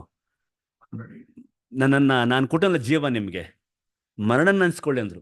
ಅದು ಒಳ್ಳೆ ಈವೆಂಟ್ ಅದು. ಅದು ಇತಿಹಾಸದಲ್ಲಿ, ಯಾಕಂದ್ರೆ ಮನುಷ್ಯನ ಸಾವಿಂದ ರಕ್ಷಣೆ ಕೊಟ್ಟಿರುವಂತ ದಿನ ಅದು. ಡೆಲಿವರೆನ್ಸ್ ಡೇ ನಮಗೆ. ಎಲ್ಲಿದ್ವಿ ನಾವು? ಶಾವಲ್ಲಿದ್ವಿ, ನಾವು ಶಾಪದಲ್ಲಿದ್ವಿ. ನಾವು ಈ ಒಂದು ಲೋಕಕ್ಕೆ ಗುಲಾಮರ, ಪಾಪಕ್ಕೆ, ಲೋಕಕ್ಕೆ ಏನಾಗಿದ್ವಿ ನಾವು? ಒಂದು ದಾಸತ್ವದ ಗುಲಾಮರಾಗಿದ್ದೀವಿ. ಅದರಿಂದ ದೇವರು ನಮ್ಮನ್ನ ಯೇಸು ಕ್ರಿಸ್ತನ ಮೂಲಕ ಬಿಡಿಸಿದ್ರು. ಅದಕ್ಕೆ ಈ ಒಂದು ದಿನ ಇದೆಯಲ್ರ, ಅದಕ್ಕೇನೆ ಸ್ವಾಮಿ ಹೇಳಿದ್ರು, ನಾನು ಬರೋವರೆಗೆ ಏನ್ ಮಾಡ್ರಿ, ಇದನ್ನ ಈ ಮಹಾ ಹಬ್ಬನ ಆಚರಣೆ ಮಾಡ್ರು ಅಂದ್ರು. ಯಾವುದು? ಪಸ್ಕ ಹಬ್ಬನ ನಾವು ಆಚರಣೆ ಮಾಡೋ ಅಂದ್ರು ಸಹೋದರ. ಸೊ ಈ ಯೇಸು ಕ್ರಿಸ್ತರು ನಮಗೆ ಅವ್ರ ಜೀವ ಕೊಳ್ಳಿಲ್ಲ ಅಂದ್ರೆ, ಮರಣ ಹೊಂದಿಲ್ಲ ಅಂದ್ರೆ, ನಮ್ಮ ಪಾಪ ಕ್ಷಮಾಪಣೆ ಇಲ್ಲ ಅಲ್ರಾ? ಸೊ ಪಾಪ ಕ್ಷಮಾಪಣೆ ಇಲ್ಲ. ಇನ್ನೊಂದು ಏನಂದ್ರೆ, ಯೇಸು ಕ್ರಿಸ್ತನ 3ನೇ ದಿವಸ ಆಗಿ ಪುನರುತ್ಥಾನ ಆಗ್ಲಿಲ್ಲ ಅಂದ್ರೆ ನಮಗೆ ನಿತ್ಯ ಜೀವನ ಇಲ್ಲ ರೀ.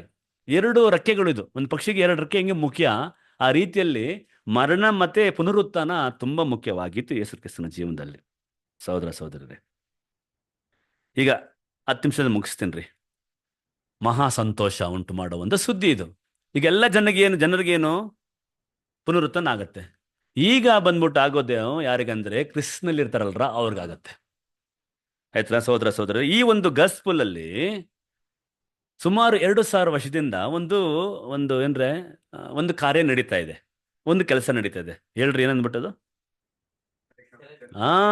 Selecting, election. ಈಗ ನೆಕ್ಸ್ಟ್ ಬಂದ್ಬಿಟ್ಟು ಜೂನಲ್ಲಿ ಬಂದ್ಬಿಟ್ಟು ಕಾರ್ಪೊರೇಟರ್ ಎಲೆಕ್ಷನ್ ನಡೀತಿದ್ದಾರೆ ಅಲ್ರಾ? ಇಲ್ಲೂ 2000 ವರ್ಷದಿಂದ ಒಂದು ಗ್ರೂಪ್ನ ಇಲ್ಲಿ ಎಲೆಕ್ಷನ್ ಮಾಡ್ತಾರೆ, ಎಲೆಕ್ಷನ್ ಆಗ್ತಾ ಇದ್ದಾರೆ. ಅವ್ರುಗಳು ಬಂದ್ಬಿಟ್ಟು ಏನಾಗ್ತಾರೆ ಅಂದ್ರೆ, ದೇವರಿಗೆ ಮಕ್ಕಳಾಗ್ತಾರೆ. ಯಾರಿಗೆ? ಸೃಷ್ಟಿಕರ್ತನಿಗೆ. ಗೊತ್ತಾ ಆಸ್ತಿ ಎಷ್ಟಿದೆ ಅಂದ್ಬಿಟ್ಟು ದೇವರಿಗೆ? ಎಷ್ಟು ಬದರಿ ಆಸ್ತಿ ಇದೆ ಅವ್ರಿಗೆ? ಎಷ್ಟಮ್ಮ ಇದೆ ಆಸ್ತಿ ಅವ್ರಿಗೆ ಅಲ್ರಾ? ಕರ್ತನು ಹೇಳುತ್ತಾನೆ, ಇದಲ್ಲದೆ ನಾನು ನಿಮ್ಮನ್ನು ಸೇರಿಸಿಕೊಂಡು ನಿಮಗೆ ತಂದೆಯಾಗಿರುವೆನು. ನಿಮಗೆ ತಂದೆಯಾಗಿರುವೆನು. ಯಾರು ತಂದೆ ಆಗ್ತಾರೆ? ದೇವರು. ಯಾರು ದೇವರು? ಸೃಷ್ಟಿಕರ್ತ. ಇದು ಅರ್ಥ ಮಾಡ್ಕೊಬೇಕ್ರಿ ಅಲ್ರಾ? ನಾನು ನಿಮಗೇನಾಗಿರ್ತೇನೆ? ತಂದೆ ಆಗಿರುವೆನು. ನೀವು ನನಗೆ ಕುಮಾರ ಕುಮಾರಿಯರು ನೋಡಿದ್ರ? ಕುಮಾರ ಕುಮಾರಿಯರು ಆಗಿರುವಿರೆಂದು ಸರ್ವಶಕ್ತನಾದ ಕರ್ತನ ಹೇಳ್ತಾನಂತಾರೆ. ನಾನು ನಿಮ್ಗೆ ತಂದೆ ಆಗಿರ್ತೀರಿ, ನಾನು ಹಂಗೇನಾಗಿರ್ತೀರಿ, ನೀವು ಕುಮಾರ ಕುಮಾರಿಯರು. ನೋಡಿದ್ರ ಕುಮಾರಿಯರು ಎಷ್ಟು ಆಶೀರ್ವಾದ. ನೀವುಗಳು ಅಷ್ಟೇ ಕುಮಾರಿಯರಾಗ್ತೀರಾ ಸಹೋದರಿಯರೇ. ಇದು ನಮಗೆ ಒಳ್ಳೆ ಸುದ್ದಿ, ಒಳ್ಳೆ ಎಲ್ಲ ಸಂತೋಷ ಉಂಟು ಮಾಡ್ತದಲ್ರ? 250 ಕೋಟಿ ಸಂತೋಷನ? ಇದು ಸಂತೋಷನ? ಕರೆಕ್ಟಾಗಿ ಹೇಳಿ. ಹೌದಾ? ಗುಡ್ ಸಂತೋಷ ರೀ. ಗಲೇಷಿಯನ್ಸ್ 4:6 ಓದಿ. ನೀವು ಪುತ್ರರಾಗಿರುವುದರಿಂದ, ನೋಡ್ರಿ, ನೀವು ಪುತ್ರರಾಗಿರೋದ್ರಿಂದ ದೇವರು ತಂದೆಯೇ ಎಂದು ಕೂಗುವ ತನ್ನ ಮಗನ ಆತ್ಮನನ್ನು ನಮ್ಮ ಹೃದಯಗಳಲ್ಲಿ ತನ್ನ ಮಗನ ಆತ್ಮನನ್ನು ನಮ್ಮ ಹೃದಯಗಳಲ್ಲಿ ಕಳಿಸಿಕೊಟ್ಟನಂತ. ಅಪ್ಪ ತಂದೆಯನ್ನು ಕೂಡ ಕರೆಯಕ್ಕೆ ಒಬ್ರಿಗೆ ಹಾಕಿತ್ತು. ಯಾರಿಗೆ? ಯೇಸು ಕ್ರಿಸ್ತನಿಗೆ. ಅವ್ರ ಆತ್ಮ ನಮ್ಗೆ ಬಂದೈತಲ್ಲ. ಈಗ ಬಂದಾದ್ಮೇಲೆ ನಾವು ಸಹ ಅಪ್ಪ ತಂದೆ ಅಂತ ಕರೀಲಕ್ಕೆ ನಮಗೊಂದು ಭಾಗ್ಯ ಕೊಟ್ಟವ್ರೆ. ಹೌದಮ್ಮ? ಹೀಗಿರುವಲ್ಲಿ ಇನ್ನು ನೀನು ದಾಸನಲ್ಲ, ಇನ್ನು ನೀವೇನಂತಾರೆ? ದಾಸನಲ್ಲ, ಮಗನಾಗಿದ್ದಿ. ಮಗನೆಂದ ಮೇಲೆ ದೇವರ ಮೂಲಕ ಬಾಧ್ಯನೂ ಆಗಿದ್ದಿ. ದೇವರ ಮೂಲಕ ನೀವು ಬಾಧ್ಯರಾಗಿ. ಫ್ಯಾಂಟಾಸ್ಟಿಕ್. ಎಲ್ಲಾರ್ಗು ನಿತ್ಯ ಜೀವ ಕೊಡ್ತಾರ್ರಿ. ಎಸ್ಪೆಷಲಿ ಈ ಒಂದು ಸಭೆಗೆ ಎಂತ ಕೊಡ್ತಾರೆ? ಅಮರತ್ವ ಧರಿಸ್ಕೊಳ್ಳೋಕ್ಕೆ ಅಲ್ರಾ? ಆನರ್, ಗ್ಲೋರಿ, ಮಹಿಮೆ ಮತ್ತೆ ಅಮರತ್ವ ಮತ್ತೇನ್ರಿ ನಿತ್ಯವಾಗಿರುವಂಥದ್ದು. ಏನ್ರಿ ಇಮಾರ್ಟಲ್ ಲೈಫ್ಗೆ ಏನ್ರಿ ಡಿಫ್ರೆನ್ಸು? ಅದೇ ನೋಡ್ರಿ, ಇಮಾರ್ಟಲ್ ಲೈಫ್ ಏನ್ ಹೇಳ್ತಾರೆ? ಇಮಾರ್ಟಲ್ನ ಇಲ್ಲ, ನಿಮ್ಮಾರ್ಟಲ್ ಮಾರ್ಟಲ್ ಹಾ ಮಾರ್ಟ್ ನಿತ್ಯ ಇದು ಇಟರ್ನಲ್ ಲೈಫ್ ಅಂದ್ರೆ ಅರ್ಥ ಏನು? ಇಮ್ಮಾರ್ಟಲ್ ಇಟರ್ನಲ್ ಲೈಫ್ ಅಂದ್ರೆ ಅರ್ಥ ಏನ್ರಿ? ಇಲ್ರಿ, ಅದೇ ಇಮ್ಮಾರ್ಟಲ್ಲು ಇಟರ್ನಲ್ ಲೈಫ್, ಇಮ್ಮಾರ್ಟಲ್ಲು ಇಟರ್ನಲ್ ಲೈಫ್ಗೆ ಏನು ವ್ಯತ್ಯಾಸ? ಅವಾಗ ಗೊತ್ತಾಗ್ಬಿಡುತ್ತೆ ನಮ್ಗೆ. ಇದನ್ನ ಅರ್ಥ ಮಾಡ್ಕೊಂಡ್ಬಿಟ್ರೆ ಗೊತ್ತಾಗ್ಬಿಡುತ್ತೆ. ಈಗ ಆದಮ್ಮ ಮಾರ್ಟಲ್ ಆಯ್ತನಾ? ಅವ್ರು ತಪ್ಪು ಮಾಡಿಲ್ಲ ಅಂದ್ರೆ ಗುಡ್, ಅರ್ಥ ಆಯ್ತಲ್ರಾ? ಹಂಗಂದ್ರೆ ಇಮ್ಮಾರ್ಟಲ್ ಅರ್ಥ ಏನ್ರಿ? ಇಲ್ಲ, ನೀವು ಒಂದು ಎಕ್ಸಾಂಪಲ್ ನೋಡ್ರಿ, ಮತ್ತೆ ಅರ್ಥ ಮಾಡ್ಕೊಳ್ಳಿ. ಆದಮ್ಮ ಅವ್ರನ್ನ ದೇವ್ರು ಉಂಟು ಮಾಡಿದ್ರು.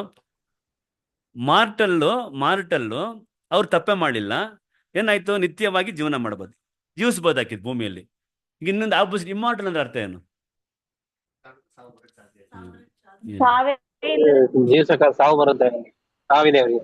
ಸಾವೇ ಇಲ್ಲದ ಹತ್ರ ಕಂಡೀಷನ್. ಇದ್ರ ಇನ್ನ ಸ್ಪಷ್ಟವಾಗಿ ಇನ್ನ ಕ್ಲಾರಿಟಿ ಬರಬೇಕು. ಮಾರ್ಟಲ್ ಅಂದ್ರೆ ಡಿಪೆಂಡಬಲ್.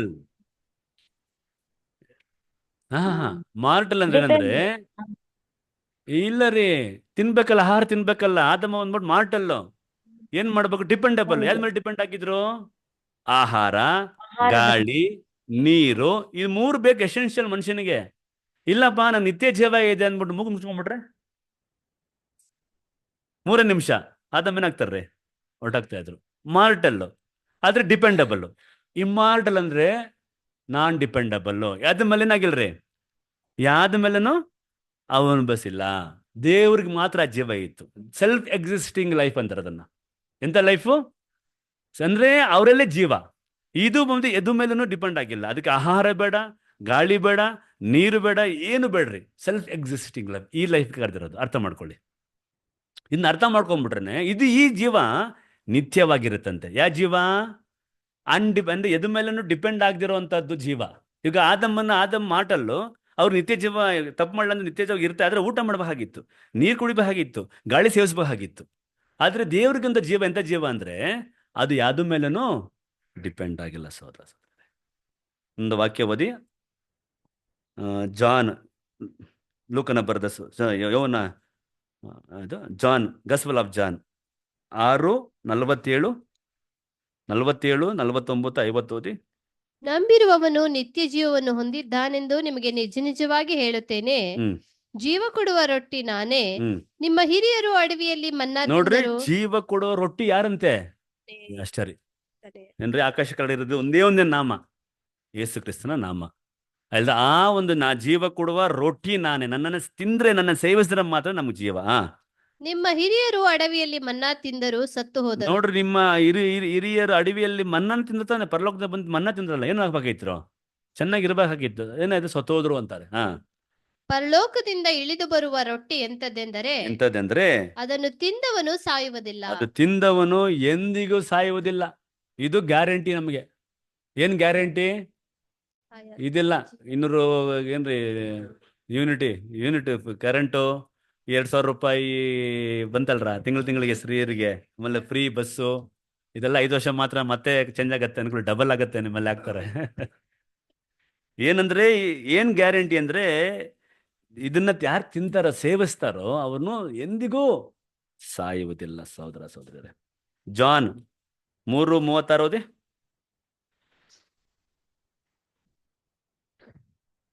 ಆತನ ಮಗನನ್ನು ನಂಬುವವನಿಗೆ ನಿತ್ಯ ಜೀವ ಉಂಟು. ಆತನ ಮಗನನ್ನು ನಂಬುವವನಿಗೆ ನಿತ್ಯ ಜೀವ ಉಂಟು.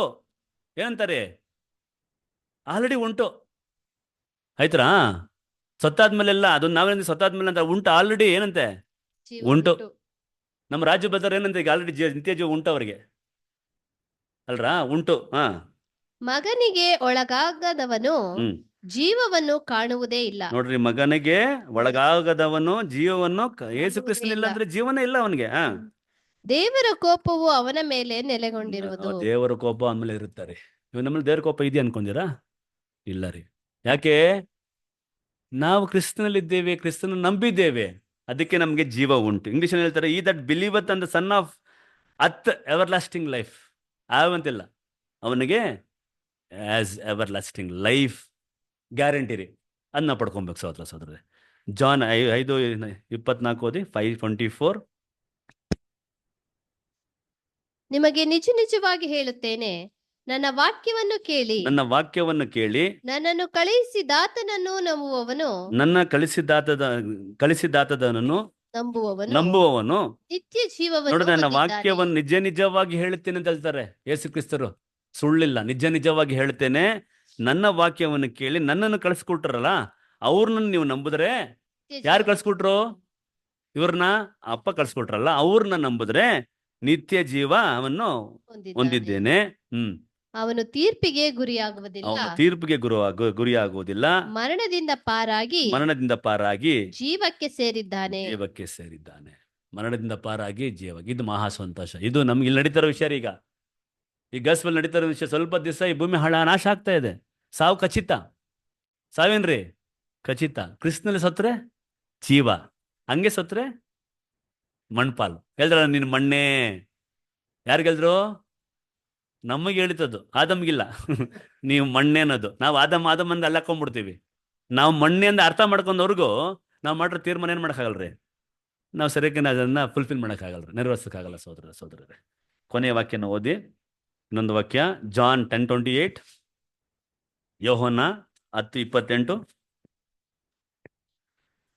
ನಾನು ಅವುಗಳಿಗೆ ನಿತ್ಯ ಜೀವವನ್ನು ಕೊಡುತ್ತೇನೆ, ನಾನು ಅವುಗಳಿಗೆ ನಿತ್ಯ ಜೀವನ ಕೊಡ್ತೇನೆ, ಅವು ಎಂದಿಗೂ ನಾಶವಾಗುವುದೇ ಅದು ಇಲ್ಲ. ಎಂದಿಗೂ ಸಾಯುವುದಿಲ್ಲ. ನಾಶ ಅಂದ್ರೇನ್ರಿ? ಎಂದಿಗೂ ಸಾಯುವುದಿಲ್ಲ. ಅವುಗಳನ್ನು ಯಾರೂ ನನ್ನ ಕೈಯೊಳಗಿಂದ ಇದು ಗ್ಯಾರಂಟಿ.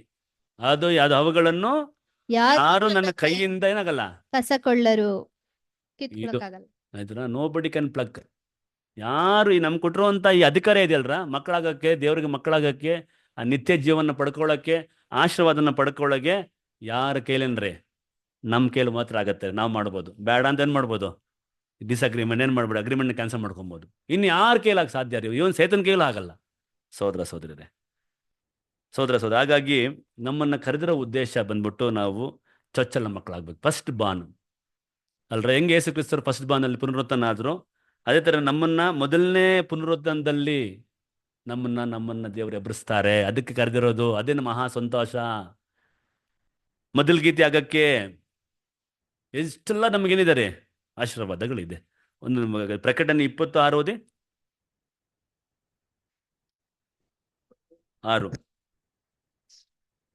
ಪ್ರಥಮ ಪುನರುತ್ಥಾನದಲ್ಲಿ ಸೇರಿರುವವನು ನೋಡ್ರಿ, ಮೊದಲನೇ ಪುನರುತ್ಥಾನದಲ್ಲಿ ಸೇರಿದವನು ಧನ್ಯನು ಪರಿಶುದ್ಧನು ಧನ್ಯರು ಆಗಿದ್ದಾನೆ. ಮತ್ತು ಪರಿಶುದ್ಧರಾಗಿದ್ದಾರೆ. ಧನ್ಯರಂತೆ. ನಮ್ಮನ್ನ ಕರೆದಿರೋದು ಏನಕ್ಕೆ?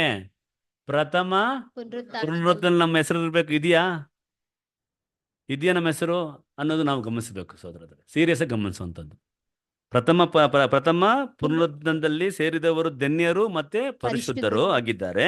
ಇಂಥವರ ಮೇಲೆ ಎರಡನೆಯ ಮರಣಕ್ಕೆ ಅಧಿಕಾರವಿಲ್ಲ. ಇಂಥವರ ಮೇಲೇನಿಲ್ಲ ಎರಡನೆಯ ಮರಣ ಅಧಿಕಾರವಿಲ್ಲ. ಆದರೆ ಅವರು ದೇವರಿಗೂ ಕ್ರಿಸ್ತನಿಗೂ ಯಾಜಕರಾಗಿ. ನೋಡ್ರಿ ಎಂಥ ಒಂದು ಭಾಗ್ಯ.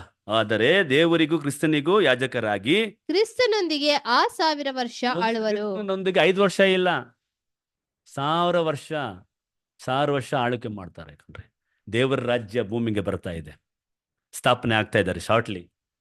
ರಾಜ್ಯ ಅಂದ್ರೆ ಏನು ಅರ್ಥ ರೀ? ಗೌರ್ಮೆಂಟು, ಗ್ಯಾರಂಟಿ ಗೌರ್ಮೆಂಟು, ನೀತಿ ಗೌರ್ಮೆಂಟ್, ರೈಚಸ್ನೆಸ್ ಗೌರ್ಮೆಂಟ್ ರೀ. ಈ ರಾಜ್ಯ ಭೂಮಿಯಲ್ಲಿ ಸ್ಥಾಪನೆ ಆಗ್ತದೆ. ಯಾರ ಮೂಲಕ ಸ್ಥಾಪನೆ ಆಗ್ತಿರೋದು? ಯಾರ ಮೂಲಕ?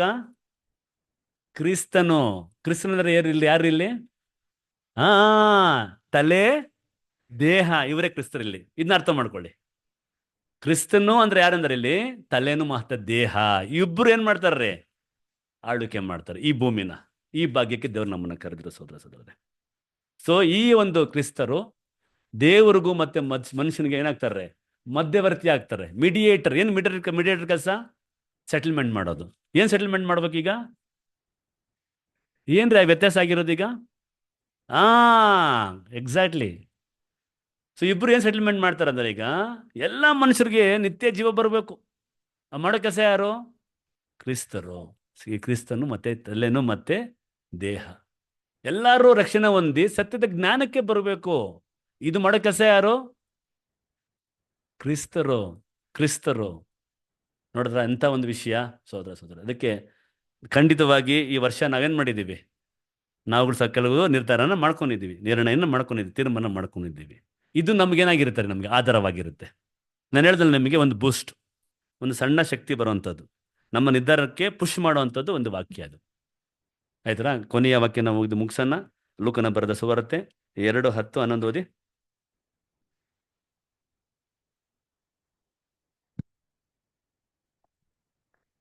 ಆ ದೂತನು ಅವರಿಗೆ ಹ್ಮ್. ಹೆದರಬೇಡಿರಿ ನೋಡ್ರಿ, ಕೇಳಿರಿ. ಎದರಬೇಡ್ರಿ, ಇದನ್ನ ಮನಸ್ಸಲ್ಲಿ ಇಟ್ಕೊಳ್ಳಿ. ಎದರಬೇಡ್ರಿ, ಕೇಳ್ರಿ, ಜನರಿಗೆಲ್ಲ ಮಹಾ ಮಹಾ ಸಂತೋಷವನ್ನುಂಟು ಮಾಡುವ ಅರ್ಥ ಆಯ್ತಾ? ಮಹಾ ಸಂತೋಷ ಉಂಟು ಮಾಡುವ ಶುಭ ಸಮಾಚಾರವನ್ನು ಸಮಾಚಾರವನ್ನು ನಿಮಗೆ ತಿಳಿಸುತ್ತೇನೆ. ತಿಳಿಸುತ್ತೇನೆ. ಅದೇನೆಂದರೆ, ಹ್ಮ್. ಈ ಹೊತ್ತು ನಿಮಗೋಸ್ಕರ ಹ್ಮ್. ದಾವೀದನೂರಲ್ಲಿ ಹ್ಮ್. ಒಬ್ಬ ರಕ್ಷಕನು ಹುಟ್ಟಿದ್ದಾನೆ. ಇದ್ದಾನೆ. ಆತನು ಕರ್ತನಾಗಿರುವ ಆತನು ಕ್ರಿಸ್ತನೇ. ಕರ್ತನಾಗಿರೋ ಕ್ರಿಸ್ತನ್ನೇ. ಆ ಕ್ರಿಸ್ತನ ಹುಟ್ಟಾಯಿತು, ನಮಗೋಸ್ಕರ ಜೀವ ಕೊಟ್ಟಾಯಿತು, ಪುನರುತ್ಥಾನ ಹಾಗಾಯಿತು. ಎಲ್ಲಿ ಕೂತಾರೆ ಈಗ? ತಂದೆಯ ರೈಟ್ ಹ್ಯಾಂಡ್ ಸೈಡ್ ಅಂತಾರೆ. ಎಲ್ಲ ಒಂದು ಅಧಿಕಾರನ ಭೂಲೋಕದಲ್ಲಿ, ಪರಲೋಕದಲ್ಲಿ, ಪರಲೋಕ, ಭೂಮಿ ಆಕಾಶ ಕೆಳಗಡೆ, ಭೂಮಿ ಮೇಲೆ ಎಲ್ಲ ಅಧಿಕಾರವನ್ನು ಯಾರು ಕೊಟ್ಟಿದ್ದಾರೆ ಈಗ? ಯೇಸು ಕ್ರಿಸ್ತ. ಅಂತ ಒಂದು ಸ್ವಾಮಿನ ಹಿಂಬಲಿಸಕ್ಕೆ ದೇವರು ನಮಗೆ ಈ ಒಂದು ಬಗೆ ಕೊಟ್ಟಿದ್ದಾರೆ. ಈ ಒಂದು ದಿನನ ದೇವರು ಆಶೀರ್ವಾದಿಸಲಿ.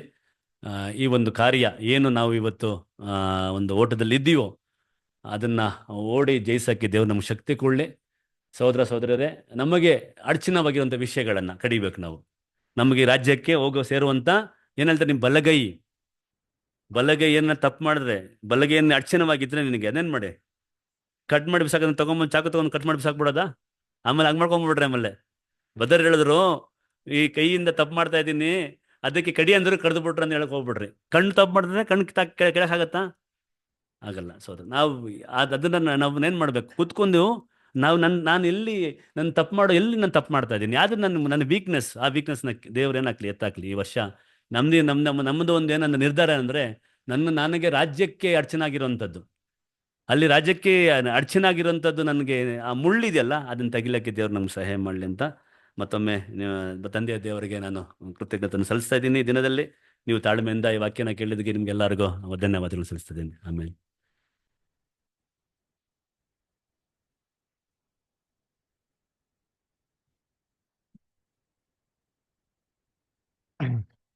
ಕರ್ತನಲ್ಲಿ ಪ್ರೀತಿ ಅಂತ ಸಹೋದರ ಸಹೋದರಿಯರೇ, ನಮ್ಮ ಸಹೋದರ ಅಂತ ಶ್ರೀನಿವಾಸ ಸಹೋದರರು ಎಲ್ಲರಿಗೂ ಒಂದು ಸಂತೋಷವನ್ನು, ಮಹಾ ಸಂತೋಷವನ್ನು ಉಂಟು ಮಾಡೋಂಥ ಶುಭ ಸಮಾಚಾರ ಅಂತ ಅಂದ್ಬಿಟ್ಟು, ಕ್ರಿಸ್ತನ ಒಂದು ಜನ್ಮದ ಬಗ್ಗೆ, ಆಮೇಲೆ ಅವರ ಒಂದು ಹುಟ್ಟಿರೋದ್ರಿಂದ ಯಾವ ರೀತಿ ಒಂದು ಪ್ರತಿಫಲಗಳಿದೆ, ಮನುಷ್ಯರಿಗೆ ಯಾವ ಥರ ವಿಮೋಚನೆ ಇದೆ ಅಂತ ಅಂದ್ಬಿಟ್ಟು ನಾವು ಕಲ್ತಿರೋಂಥ ಒಂದು ದೈವಿಕ ಯೋಜನೆನ ಒಂದು ನಟ್ಶೆಲ್ಲಲ್ಲಿ ಏನು ಮಾಡಿದ್ರು, ಒಂದು ರೀತಿಯಲ್ಲಿ ಪ್ರೆಸೆಂಟ್ ಮಾಡಿದ್ರು ಅಲ್ವರ. ಸರಿ, ನೋಡ್ಬೇಕಾದ್ರೆ ಬ್ರದರ್ ಒಬ್ಬರು ವ್ಯಕ್ತಿ ಬಗ್ಗೆ ಹೇಳಿದ್ರು, ಎಷ್ಟು ಒಂದು ದಿನಕ್ಕೆ ಸ್ಯಾಲ್ರಿ ಅವನಿಗೆ 49 crore ಅಲ್ವರ. ಎಷ್ಟು ವರ್ಷ ಸಂಪಾದನೆ ಮಾಡ್ತಾನೆ ಅಂತ ನೋಡ್ದ ಅಂತಂದ್ರೆ ಅವನ ಜೀವಮಾನ ಮೋಸ್ಟ್ಲಿ ಒಂದು 100 ವರ್ಷ ಇರ್ಬೋದಪ್ಪ.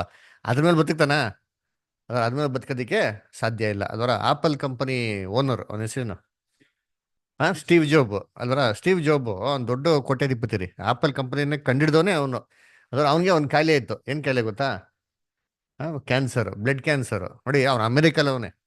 ಇಡೀ ಆಪಲ್ ಕಂಪನಿಗೆ ಓನರ್ ಎಷ್ಟು ಸಿಕ್ಕಾಪಟ್ಟೆ ಅವ್ನು ಆಗ್ತಾರೆ. ಡ್ರೆಸ್ ಏನು ಗೊತ್ತಾ? ಒಂದೇ ಥರ ಡ್ರೆಸ್ ಆಗ್ತಾ ಇದ್ದು. ಯಾರು ಅಬ್ಸರ್ವ್ ಮಾಡಿದ್ರು, ಸೂಟು ಬೂಟ್ ಯಾವ್ದು ಆಗ್ತಾ ಇಲ್ಲ, ಬ್ಲ್ಯಾಕ್ ಒಂದು ಇದು ಒಂದು ಏನಂತ ಇಲ್ಲಿವರೆಗೂ ಒಂದು ಸ್ವೆಟರ್ ಥರ ಹಾಕೋನು, ಒಂದು ಬ್ಲ್ಯಾಕ್ ಪ್ಯಾಂಟ್ ಏನು ಮಾಡೋನು ಹಾಕೋನು ಅಷ್ಟೇ. ಸಿಂಪಲ್ ಲೈಫ್ ಸ್ಟೈಲು ಅದರ. ಅವ್ನು ಕೇಳಿದ್ಕೆ ಅವ್ನು ಹೆಂಗೆ ಹೇಳ್ತಾನೆ ಅಂತ, ಇಷ್ಟೊಂದೆಲ್ಲ ಇದೆಯಪ್ಪ, ಏನು ಪ್ರಯೋಜನ, ನನ್ನ ಜೀವನ ನಾನು ಏನು ಮಾಡೋಕ್ಕಾಗ್ತಾಯಿಲ್ಲ, ಉಳಿಸ್ಕೊಳಕ್ಕಾಗ್ತಾಯಿಲ್ಲ. ಇವಾಗ ಇಷ್ಟೊಂದು ಕೋಟಿ ಸಂಪಾದನೆ ಮಾಡ್ತಾನೆ. ಎಷ್ಟು ವರ್ಷ ಸಂಪಾದನೆ ಮಾಡೋದನು? ಎಷ್ಟು ವರ್ಷ ಇರ್ಬೋದು? ಅವ್ನು ಸಾಯೋ ತನಕ ಮಾತ್ರ. ಅದ್ರ ದೇವ್ರು ನಮಗೆ ಕೊಡ್ತಾ ಅಂತ ಒಂದು ಭಾಗ್ಯ ಎಂಥದಪ್ಪ ಅಂದರೆ, ಕ್ರಿಸ್ತರೊಂದಿಗೆ ಎಷ್ಟು ವರ್ಷ ಆಳ್ವಿಕೆ ಮಾಡಿಕೊಡ್ತಾರೆ ಚಾನ್ಸು? 1000 ವರ್ಷ. ಇವತ್ತು ಗೌರ್ಮೆಂಟು, ಸಿದ್ದರಾಮಯ್ಯ ಗೌರ್ಮೆಂಟು 5 ವರ್ಷ ಆಫರ್ ಏನು ಮಾಡ್ತವ್ರೆ, ಅದಕ್ಕೆಲ್ಲ ಓಟ್ ಹಾಕ್ತವ್ರೆ. ಅದಕ್ಕೇನು ಖುಷಿ ಅಲ್ರ. 1000 ವರ್ಷ ಅಂದರೆ ನಾವಿನ್ನೆಷ್ಟು ಹುಮ್ಮಸ್ಸಿಂದ ಇರಬೇಕು ಅರ. 1000 ವರ್ಷದಲ್ಲಿ ಏನಪ್ಪ ಮಾಡ್ತೀರಿ ಅಂದರೆ, ಬ್ರದರ್ ಹೇಳಿದ್ರು, ಎಲ್ಲರಿಗೂ ಏನು ಮಾಡ್ತೀರಿ, ಒಳ್ಳೇದು ಮಾಡ್ತೀರಿ ಅಲ್ರ. ಇವಾಗ ನಾವು ಎಲ್ಲರೂ ತೊಗೊಳೋದು ಚೆನ್ನಾಗಿರ್ತಾರೆ, ಕೊಡೋದಕ್ಕೆ ಸಂತೋಷ ಆಗ್ತಾರೆ. ಯಾವ್ದು ನಮ್ಗೆ ತುಂಬ ಸಂತೋಷ ಆಗ್ತಾರೆ? ಕೊಡೋದು ಅಲ್ವರ. ತೀಸ್ಕೊಳಕ್ಕೆ ಈಸ್ಕೊಂಡಂಗೆ ಮುಜುಗರ ಆಗ್ತಾರೆ ಅದ್ರ. ಅದು ಈಸ್ಕೊಂತೀರಿ ಸ್ವಲ್ಪ ಹೊತ್ತು ಅದರ. ಅದು ಎಷ್ಟು ದಿನ ಸ್ವಲ್ಪ, ಆಮೇಲೆ ಈಸ್ಕೊಂತ ಏನಾಗ್ತದೆ, ನಮಗೂ ಏನಿಸ್ತದೆ, ಕೊಡಬೇಕು ಅಂತ ಏನಾಗ್ತದೆ ಅನಿಸ್ತದೆ ಅಲ್ವರ. ಅದಕ್ಕೆ ಬೈಬಲ್ ಹೇಳೋದು, it is always blessed to give ಅರ. ಕೊಡೋಂಥದ್ದು ಏನ್ರಿ ತುಂಬ ಸಂತೋಷ ಅದರ. ತಂದೆ ತಾಯಿ ಮಕ್ಳುಗಳಿಗೆ ಏನು ಮಾಡ್ತಾರೆ, ಕೊಡ್ತಾರೆ. ಯಾವಾಗ ಈಸ್ಕೊಂಡು ನೋಡಿದ್ದೀರಾ? ಯಾವ ಅಪ್ಪ ಅಮ್ಮ ಈಸ್ಕೊಂಡು ನಾನು ನೋಡಿಲ್ಲಪ್ಪ ಅದರ. ಎಲ್ಲರೂ ಕೊಡೋದಕ್ಕೆ ಏನು ಮಾಡಿದ್ದಾರೆ ಯಾವತ್ತೋ ಅದರ. ಸೊ ಆ ರೀತಿ ದೇವ್ರು ನಮ್ಮನ್ನ ಕರೆದಿರೋದೇನಕ್ಕಪ್ಪ, ಕೊಡೋದಕ್ಕೆ. ಏನು ಕೊಡಬೇಕು ಅಂದರೆ, ಕ್ರಿಸ್ತನ ರಾಜ್ಯದಲ್ಲಿ ಇಡೀ ಲೋಕ ಜನಗಳಿಗೆ ಏನು ಕೊಡ್ತೀರಿ? ನಿತ್ಯ ಜೀವ. ಅದರ ಅನ್ನ ಕರ್ತನಲ್ಲಿ ಪ್ರೀತಿ. ಇದು ಒಂದು ಮಹಾ ಸಂತೋಷ ನಮಗೆ ಅಲ್ವ. ಅದನ್ನ ನೋಡ್ಬೇಕಾದ್ರೆ ನಾವೆಲ್ಲ ಇಷ್ಟೊಂದು ಬ್ಯಾಬ್ಲೋನ್ನೆಲ್ಲ ಬಿಟ್ಟು ಸತ್ಯಕ್ಕಾಗಿ ಸಭೆಗೆ ಬಂದಿರೋ ಉದ್ದೇಶ ಏನಕ್ಕಪ್ಪ ಅಂತಂದ್ರೆ ಏನ್ರಿ, ನಾವು ಸತ್ಯಕ್ಕಾಗಿ ಏನ್ ಮಾಡೋದು ಇವೆಲ್ಲ ಏನಕ್ಕೆ ಅಂತಂದ್ರೆ ನಾವು ಮತ್ತೊಬ್ರಿಗೆ ಏನ್ ಕೊಡೋಣ, ನಿತ್ಯ ಜೀವನ ಕೊಡೋಣ. ಅದಕ್ಕೆ ದೇವ್ರು ನಮ್ಗೆ ಏನ್ ಮಾಡೋರು, ಒಂದು ಪಾಪದ ಕ್ಷಮಾಪಣೆ ನಮಗೆ ಕೊಟ್ಟಿರೋದ್ರಿಂದ ನಾವು ಆಯ್ತಾರೆ ಮಾಡಿ ಎಲ್ಲರಿಗೂ ಹಂಚ್ಕೊಳೋಣ ಅಂದ್ಬಿಡಲ್ಲ. ಕರ್ತನಲ್ಲಿ ಪ್ರೀತಿಸೋರಲ್ಲೇ ಈ ಒಂದು ದೇವರು ಕೊಟ್ಟಂತ ಒಳ್ಳೆ ವಾಕ್ಯ ಸಂದೇಶನ ದೇವರು ಆಶೀರ್ವದಿಸಲಿ, ನಮ್ಮ ಸಹೋದರನ್ ಕೂಡ ಆಶೀರ್ವದಿಸಲಿ, ಕೃಪೆ ಕೊಟ್ಟು ದಯ ಕೊಟ್ಟು ನಡೆಸಲಿ. ಮುಂದೆ ಬರೋ ದಿನಗಳಲ್ಲಿ ಇನ್ನೂ ಹೆಚ್ಚಿನಾದ ರೀತಿಯಲ್ಲಿ ಒಳ್ಳೆ ವಾಕ್ಯಗಳನ್ನ ನಮ್ಮ ಮಧ್ಯದಲ್ಲಿ ಕೊಡುವಂತೆ ಕೂಡ ಕೃಪೆ ನೀಡಲಿ ಅಂತ ನಾವು ಪ್ರಾರ್ಥನೆ ಮಾಡೋಣ. ಕೆಲವೊಂದು ಅನೌನ್ಸ್ಮೆಂಟ್ಗಳು, ಮುಖ್ಯವಾಗಿ ಅಸ್ವಸ್ಥವಾಗಿರೋಂಥ ಸಹೋದರ ಸಹೋದರಿಗಳನ್ನ ತಮ್ಮ ಪ್ರಾರ್ಥನೆ ನೆನೆಸ್ಕೊಳ್ಳಿ. ಸೋದರಂತ ದಾಸ್ ಅವ್ರ ಫ್ಯಾಮಿಲಿ, ಸಹೋದರಿ ಅಂತ ನಿರ್ಮಲಾ ಅವರು, ಆಮೇಲೆ ತಿರುಪತ್ತೂರಲ್ಲಿ ಸಹೋದರಿ ಅಂತ ವಿಮಲಾ ಅವ್ರ ಮಕ್ಳುಗಳನ್ನ, ಆಮೇಲೆ ಸಹೋದರಿ ಅಂತ ರೇಷ್ಮಾ ಮತ್ತೆ ಅವ್ರ ತಾಯಿಯವ್ರನ್ನ, ಆಮೇಲೆ ಸಿಸ್ಟರ್ ವೈಲೆಟ್ ಜಾನ್ನ ಕೂಡ ತಮ್ಮ ಪ್ರಾರ್ಥನೆ ನೆನೆಸ್ಕೊಳ್ಳಿ. ಆಮೇಲೆ ನಮ್ಮ ಸ್ವಂತ ಲಾರೆನ್ಸ್ ಬದವರು, ಆಮೇಲೆ ಕ್ಲಿಂಟನ್ ಬದವರು ಫ್ಯಾಮಿಲಿ ಕೂಡ ನಮ್ಮ ಪ್ರಾರ್ಥನೆ ನೆನೆಸ್ಕೊಳ್ಳಿ. ಸಹೋದರಂತ ಕ್ರಿಸ್ಟಫರ್ ಮಂಗಳೂರು ಅವರು ಕೂಡ ಅವ್ರಿಗೆ ಆಪರೇಷನ್ ಆಗಿದೆ, ಚೇತರಿಸ್ಕೊಂಡಿದ್ದಾರೆ, ಚೆನ್ನಾಗಿದ್ದಾರೆ. ಇನ್ನೂ 3 months ಅಲ್ಲೇ ಹಾಸ್ಪಿಟ್ಲ್ ಹತ್ರನೇ ಇರಬೇಕು ಅಂತ ಹೇಳಿದ್ರಿಂದ ಒಂದು 3 ತಿಂಗಳಾಗಿದ ನಂತರ ಅವರು ಮಂಗಳೂರು ಬರೋಂಥ ಸಾಧ್ಯತೆಗಳೇ, ಅದನ್ನು ಕೂಡ ಪ್ರಾರ್ಥನೆ ನೆನೆಸ್ಕೊಳ್ಳಿ.